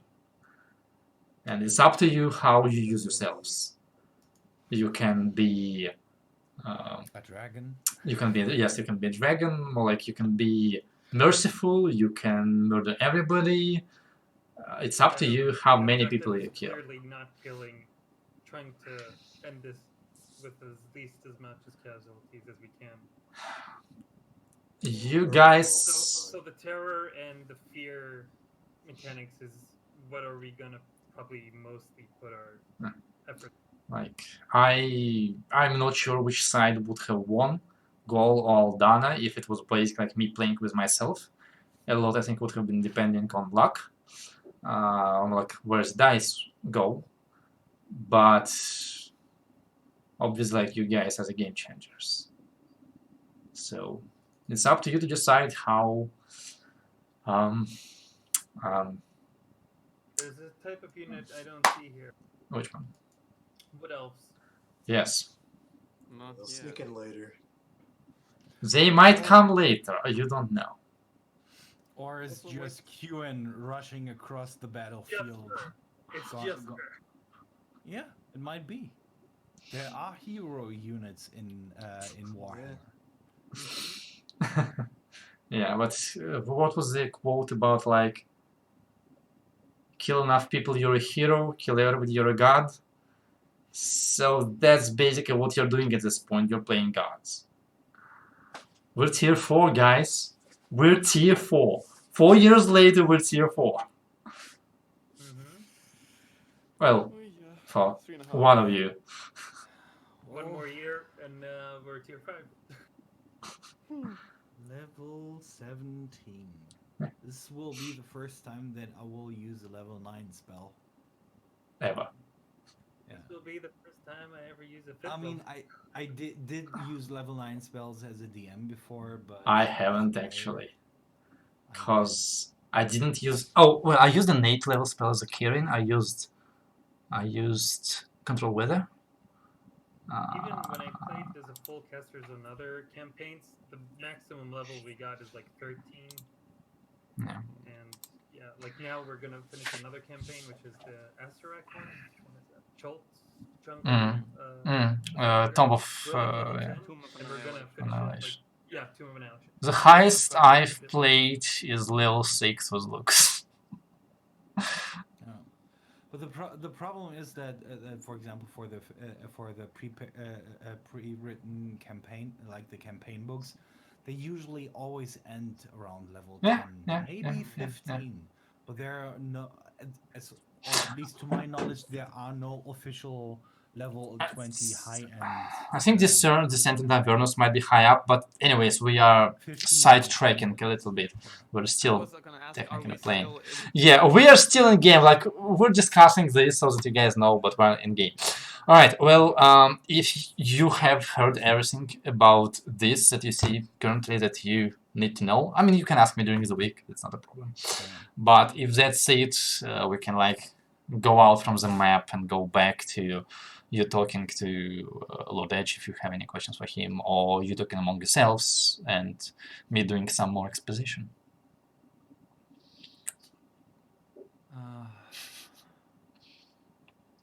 I'm definitely gonna try out the shield. If we stop talking to Edge and we're like talking tactics or whatever. Well, you're still gonna be taking a long rest, I assume. Because Sure. you Yeah, definitely. technically don't have your level 9 spell slots yet. I'll be right back. I just gotta feed the cats. Oh, level 17. And by the way, don't forget to remove whatever you have from Aid and Hero's Feast and so on, because it should go away. Because I've seen some of you removed it, some of you didn't. Your character cards that I uploaded should have correct numbers, like your per hit points, because I checked them versus your previous ones. So yeah, please pay attention to that. So going back to the game, anybody has anything they want to say to any of Lord Edges? And by the way, the sun is gonna be riding with his knights. So if they die, or if your command center is taken out, it means that those characters die. No pressure. No pressure. Also, Gotrek may or may not be with the Berserkers.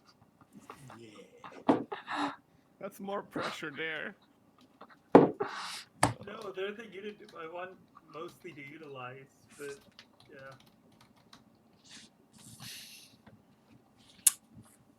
Alright, How do so we want to plan this?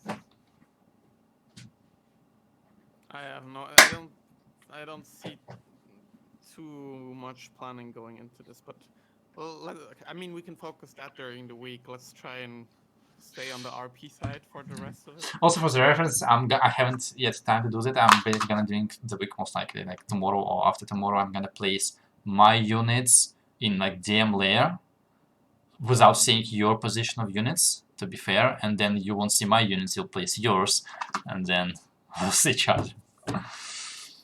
Alright, so back in the RP. Well, that is the troops we have. It is not much, but our men are brave. If we place them correctly and fight smart, if we break morale, that could already turn the tides. I'll worry about that. You worry about being a dragon. Yeah, we'll make sure to avoid any long-ranged units, and we might need to take care of the Pegasus riders. They could become trouble. Remember, a few hints. Remove their mobility, and we'll see the advantage. If we see any of their units, or extend, separate, or some of your skills, that would be easy pickings.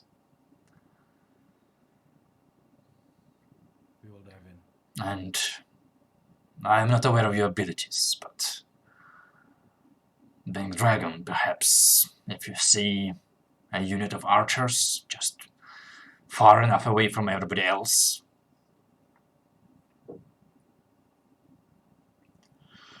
Yeah.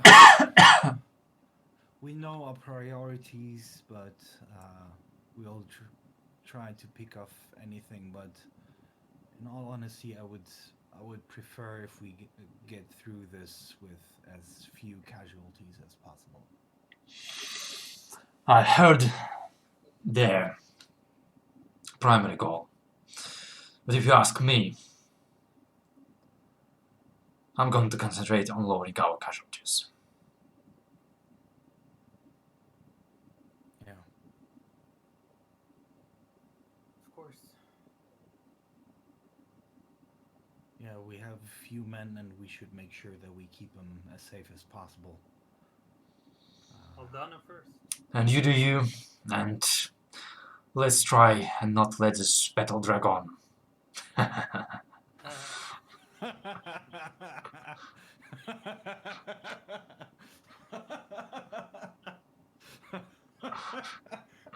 must really hate himself. No, I have mentally prepared myself for this joke, and I'm laughing really, really shallowly, so that I don't hurt myself.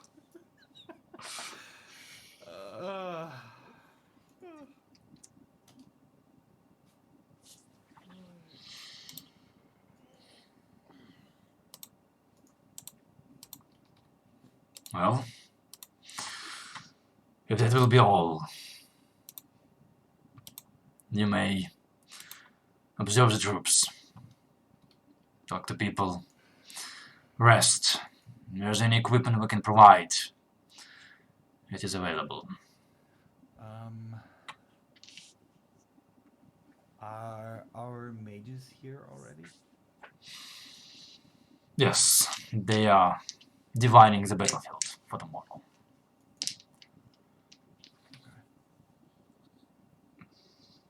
Do not expect them to engage in anything aside from protection of the command center. Their forces will be occupied casting the ritual magic and securing the connection between units.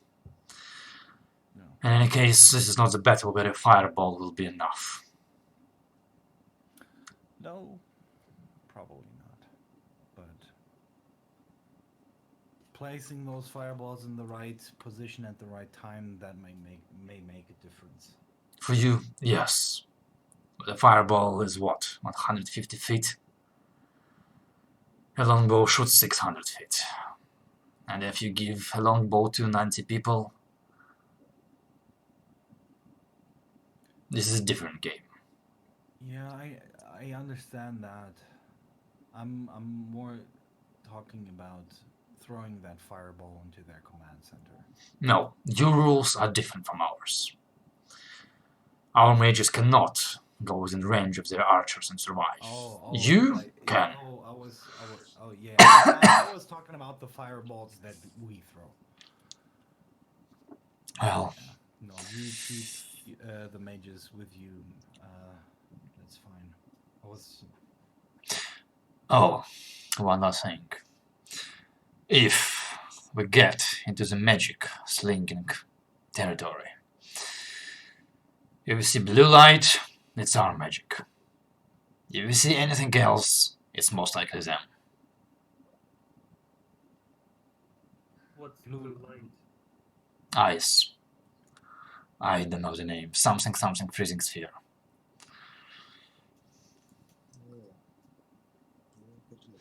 So blue is our side. Anything else is not. Yes. Don't go into our side. It will still hurt. Actually, try not to fly over our crossbowmen. They are not accurate at long distances.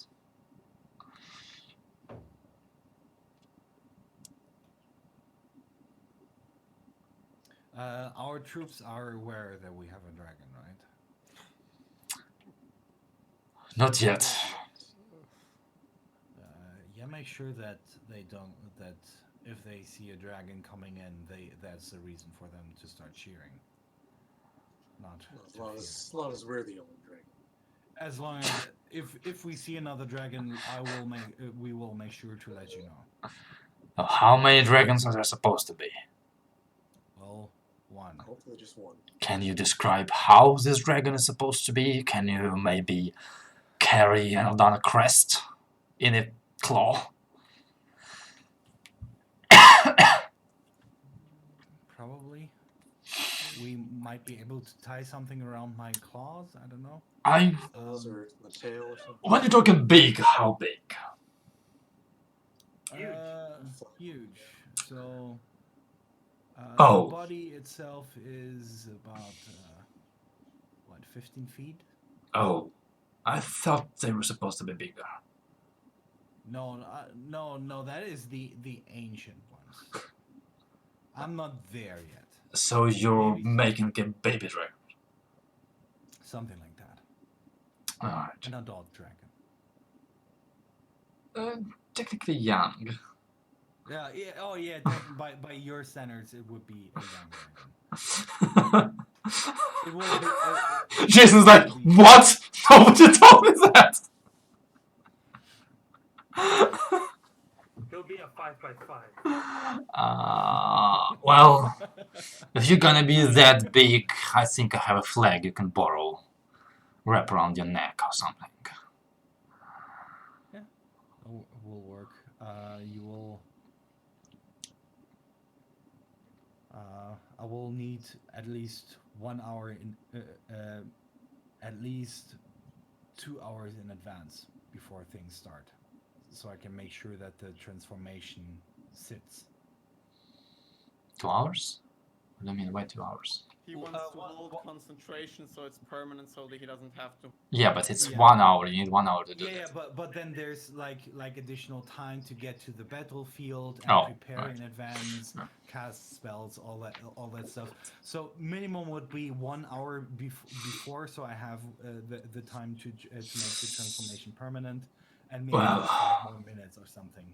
The troops will depart at dawn with daylight, but I do not know when the battle will start. We hold the defensive Okay. position. They hold advantage. When the troops leave, I will transform. I think it might be also good for them, for those who are here. Oh. Should we have them look at me so they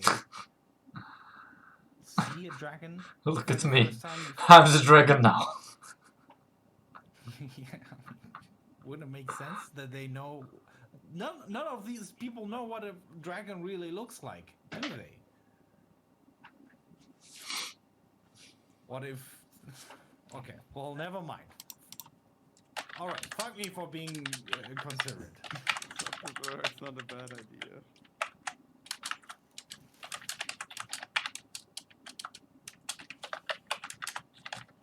Yeah, it could be helpful. Just before they leave, see the dragon. So they know what to expect. You know, they're not the ones getting surprised on the battlefield. Well, let's go quartermaster. I think we can figure out a banner to hang on your belly. Should make you a recognizable target as you're flying across the battlefield. As long as it doesn't hinder my movement, I'm fine. All that. Throw it over my back like a cape. No. No You capes. don't see your back. No, I mean it's long enough that it falls over, flutters around my tail. Then you don't have a right. Tangles with your wings. Yeah. Gets in the face of your riders. This already sucks. I see only disadvantage. Gets dragged at by Just the paint my Pegasus belly. Knights. Just paint it in. No. Just What's draw a huge smiley on it. One giant dragon in the sky. I'm sure there won't be more. Carrying like buckets of green and yellow. Unless this is the moment where the Mother of Dragons is released and attacks us. Yeah. That would be an Then interesting there plot will be more twist. dragon. But that dragon will be much bigger. So, if you're flying over the battlefield Yeah. and you see a hill flying from the ground in the distance, run.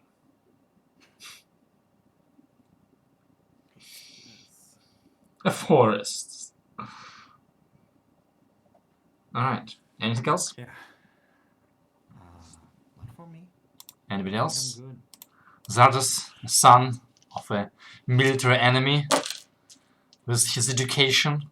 You might be the only person here who actually studied tactics from your teachers. Could be.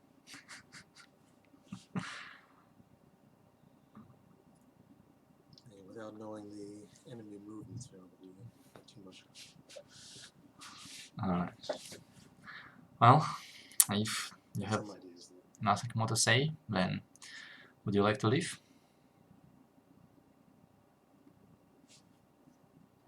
Yeah, I think we're done here. Alright. So anything else you plan to do today except attending to the shield and taking a long rest? Putting. I still don't know how I'm like gonna incorporate Tarni in this.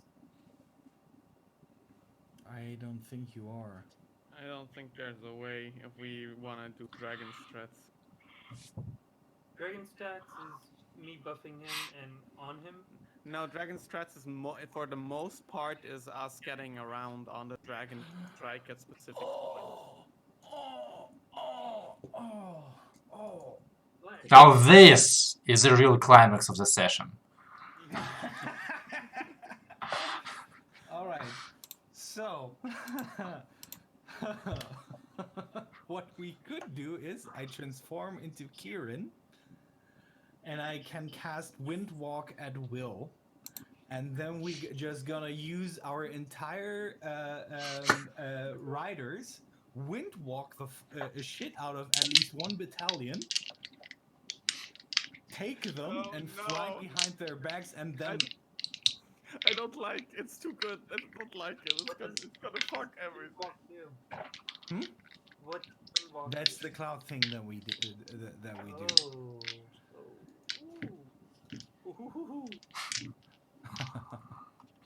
Oh wait. Kieran has that as at will. Alright, you can. Huh. I could. I like send... the dragon strat better. Yeah, it's more D&D. Yes. Let me have my big battle, please. Don't kill enemy too soon. All right. Teleporting units. All right. Yes, I shall hold back on that tactic.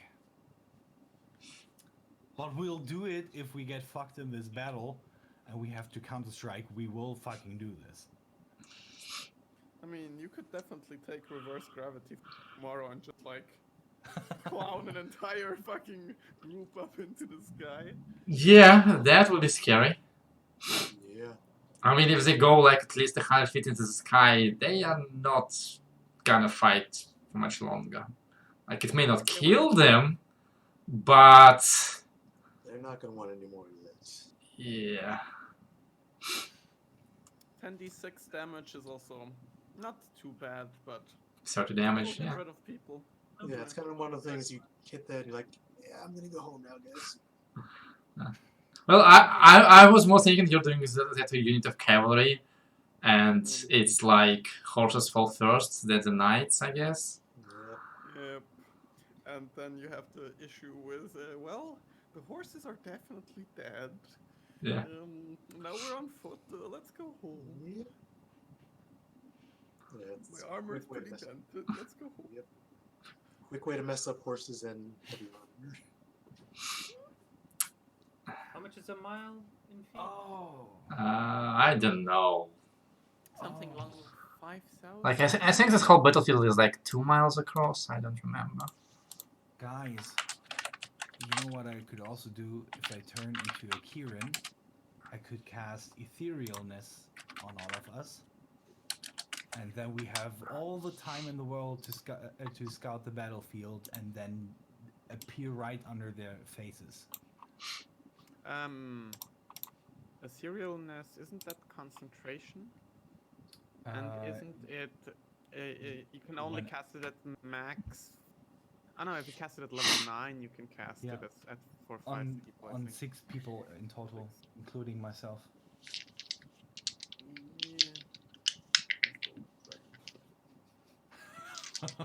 Dragonflight is nice. Alright, guys, you have a week to think about that. Yeah. I'm just throwing ideas out there that there does not need to have to be a dragon. Yes, and I hope this will be the time when you actually talk to each other and plan. Oh yeah, we definitely need to. Alright. What is talking to each other? So, We know that Can't part, just run in. the planning part. alright. So, Traeger, you take some time to attune to your shield. You'll get your item card as soon as it's ready. Do you want to bother shorting into army, or is it like it's a back burner? I still don't know what I'm gonna do with him. I don't know, like, what are dragon strats? Are we gonna cast fun on everyone? Are we gonna ride just Leos? We are just gonna gonna like, be riding. Yeah, you're gonna ride me. We're all gonna just ride him. Okay. Yeah, I And think. Yeah, we have fly prepared if needed. Yeah, me too. so Alright, so you hop on Leos and go to Sovngarde. We also have Feather Fall, so we're not too bad off. It's like you were almost ready for this. I know, right? Wait, Honestly, it's have you just talked to each coincidence. other? No, it's just coincidence. Oh, thank God, I was worried. Yeah. So you do enough stuff, yeah, coincidence is bound to happen if you're go long enough. Alright, so it's like that old rifle. Alright, so... Oh, by the way, we should talk about how you, just in case I need to do some crazy maneuvers, how you gonna stick to my back. The glue that we have.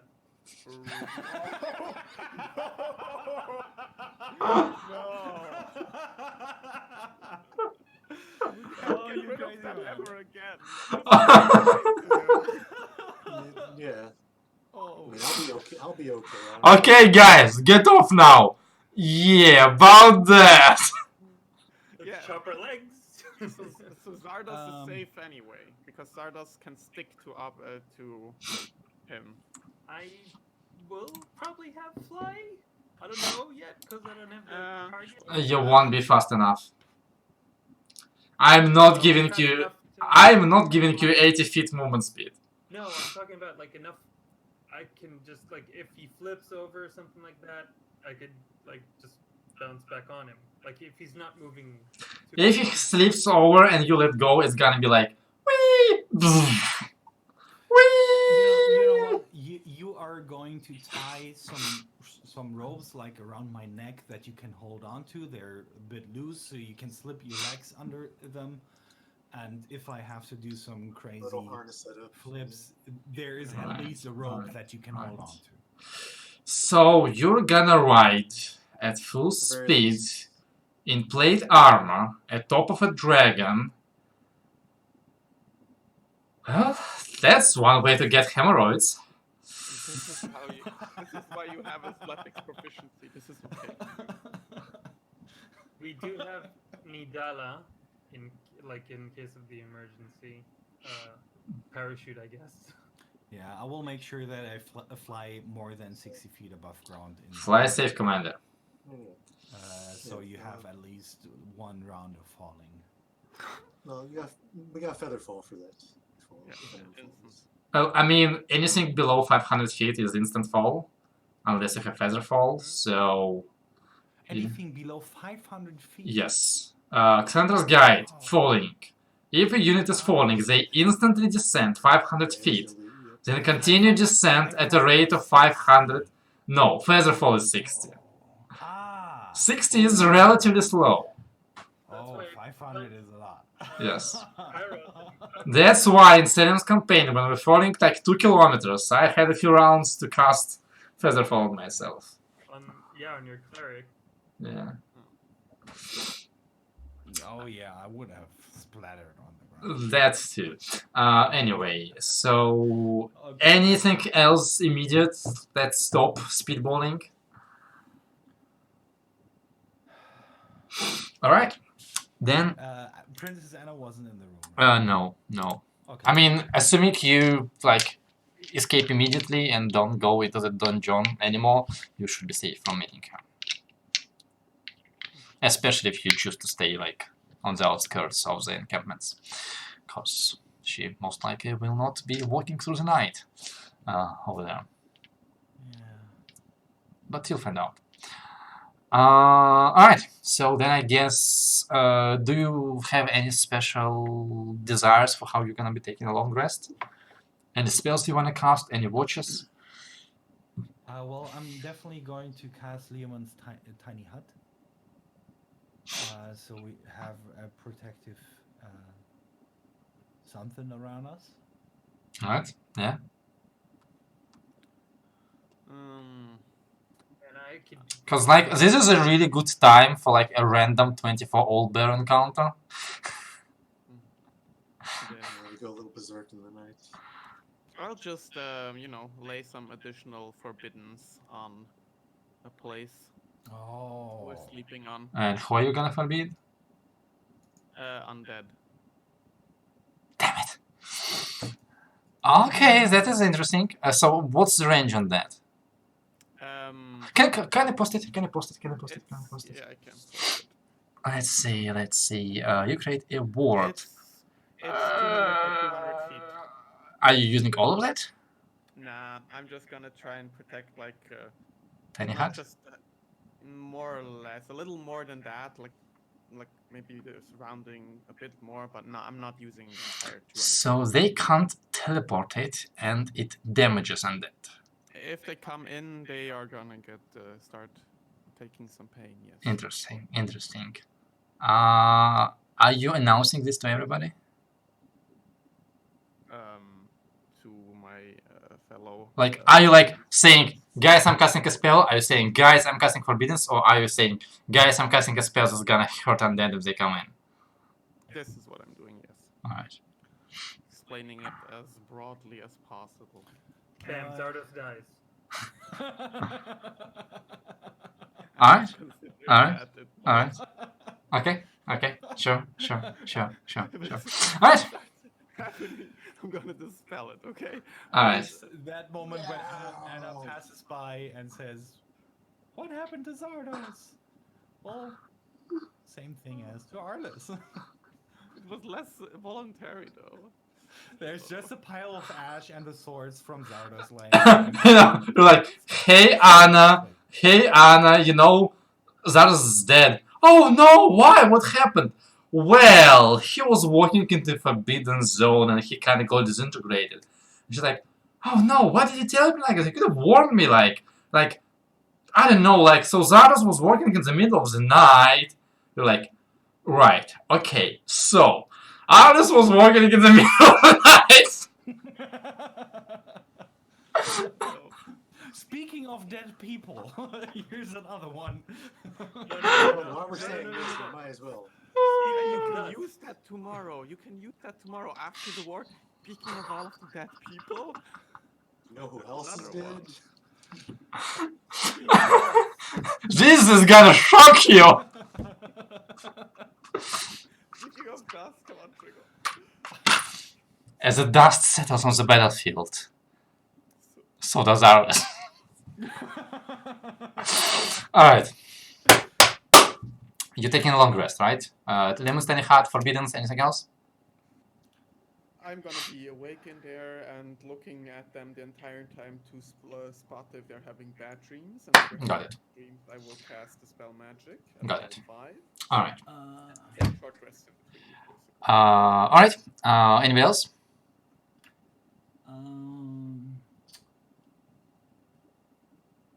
Fifth ward is tomorrow morning, right? 26, yes. I honestly don't have.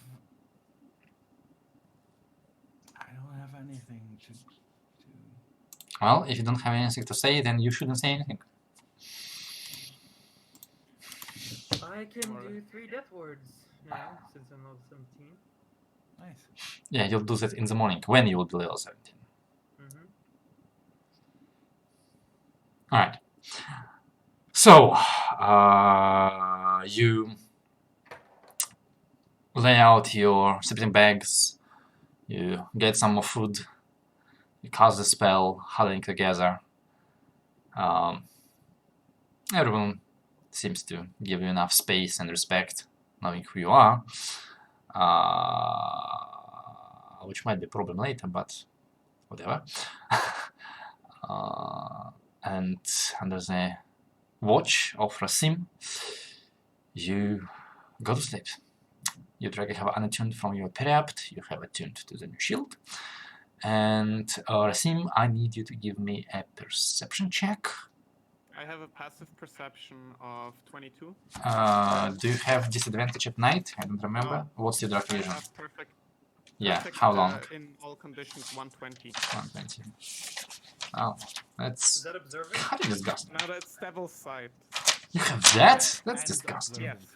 That and Observant. Alright. combined is what it is. Well, Do I still need so- to roll or Give it to me anyway, cause see if I roll higher here? there are still things outside of 120 feet for you. You notice the spell Yeti's coming in and trying to dispel the. Yes, the spell yet it has tracked you all the way from Thor. Alright, Coming. so while you're doing that, I have 2 questions. One question, Zardos, do you have a shovel? Shower? Shovel. Oh, shovel. You know, like one you fight with when you're a knight? You know the thing Trigo uses every time he tells a joke? I feel like there's a joke passing me by at the moment. Shovel Knight. Quago's bad joke. He's digging his own hole. Never mind. Alright, well, I'll take that as a no. Since it's a Might be no, one in my pack. I have the explorer's pack. they don't have shovels. Since you don't have one, I need you to make me charisma saving throw. We are in an opaque place. I know. Okay.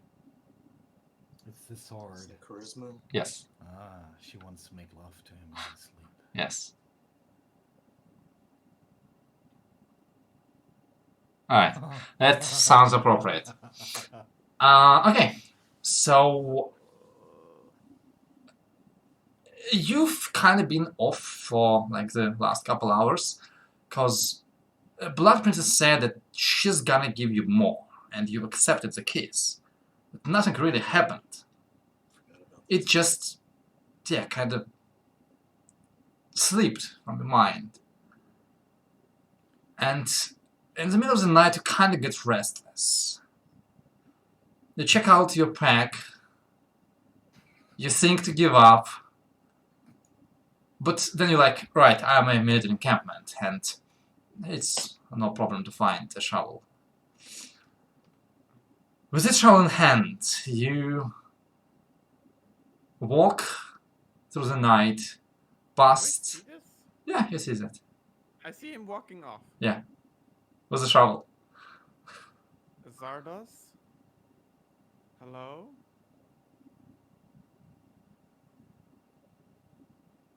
Zardos? I think I'm not quite conscious with Please. this. Well, Zardos, the way you feel right now is... this is a really nice sleeping place, but not really. You want to find a new one.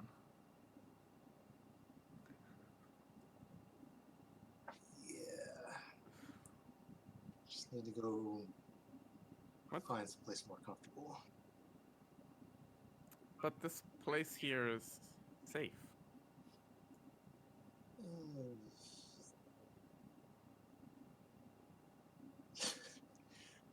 Yeah, I'll. Gonna go check out some. You mind if I join you? I can be back here in a bit. Sure. I will quickly, bend down towards, I assume, Leos first, and I'll just wake Leos for a quick second. Zardas is saying that he'd like to look for another place to sleep, and I'll accompany him for a bit. Could you keep watch until I'm back? It won't be long. Yes, I'm gonna cast Enhanceability on myself to give myself Owl's Wisdom. And I'll follow. So, Julius, start taking your vigilance. Oh wait, would that end the benefit of a long rest for me if I cast a spell? Don't remember. I I think it's Yeah, okay. you can't cast spell. I don't remember. Let's say it will. Let's say it will. Okay, For now. thanks. Alright. So you start your watch, and Rasim and Zardos, you start walking out of the encampment and out of the gate of the whole keep and through the empty town and on the outskirts. You still want to keep going? Think it should be right around here. Yeah, the ground of the military place is like really pressed down by all the horses and all the people. So, not far away from town, you find a really nice patch of bushes, you know, that the roots of plants dig into the dirt and make it softer, even in this winter. And you just go start digging. With your strength, it takes you a lot shorter than it usually would. 20 minutes later, you have a really nice, about a foot deep, 2 meters long, I don't know how much that in feet, really nice like cubby hole dug out in the ground. I think it's around 6 feet. And You're pretty satisfied with yourself. You stick the shovel into the ground next to it. You lie down. And it's so nice. It's like a down feather bed. You want me to cover you? You're planning to. Yeah, that would be real nice. That would probably help a little bit. Like, including your face? Yeah, go for it. I mean,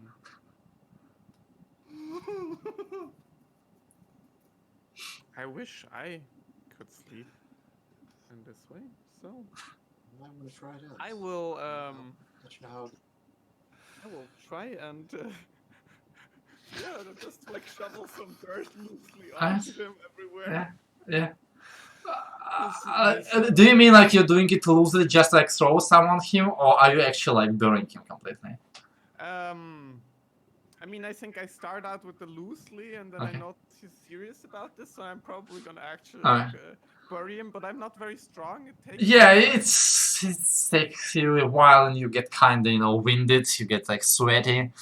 This is not what you're used to. The only gardening you did was like with a tiny shovel.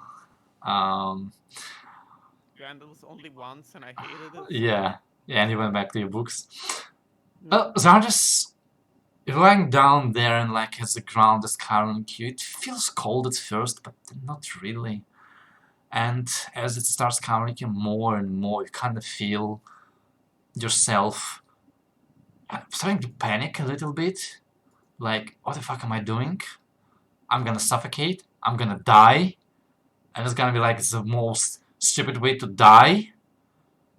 And as kind of the dirt covers your chest and covers your face, you feel your heart just go boom, boom, boom, boom, boom, boom, boom, from the adrenaline and the sped up the fear settling in. And you just hear it go boom, boom, boom, boom, boom, boom, boom, boom, boom, boom, boom.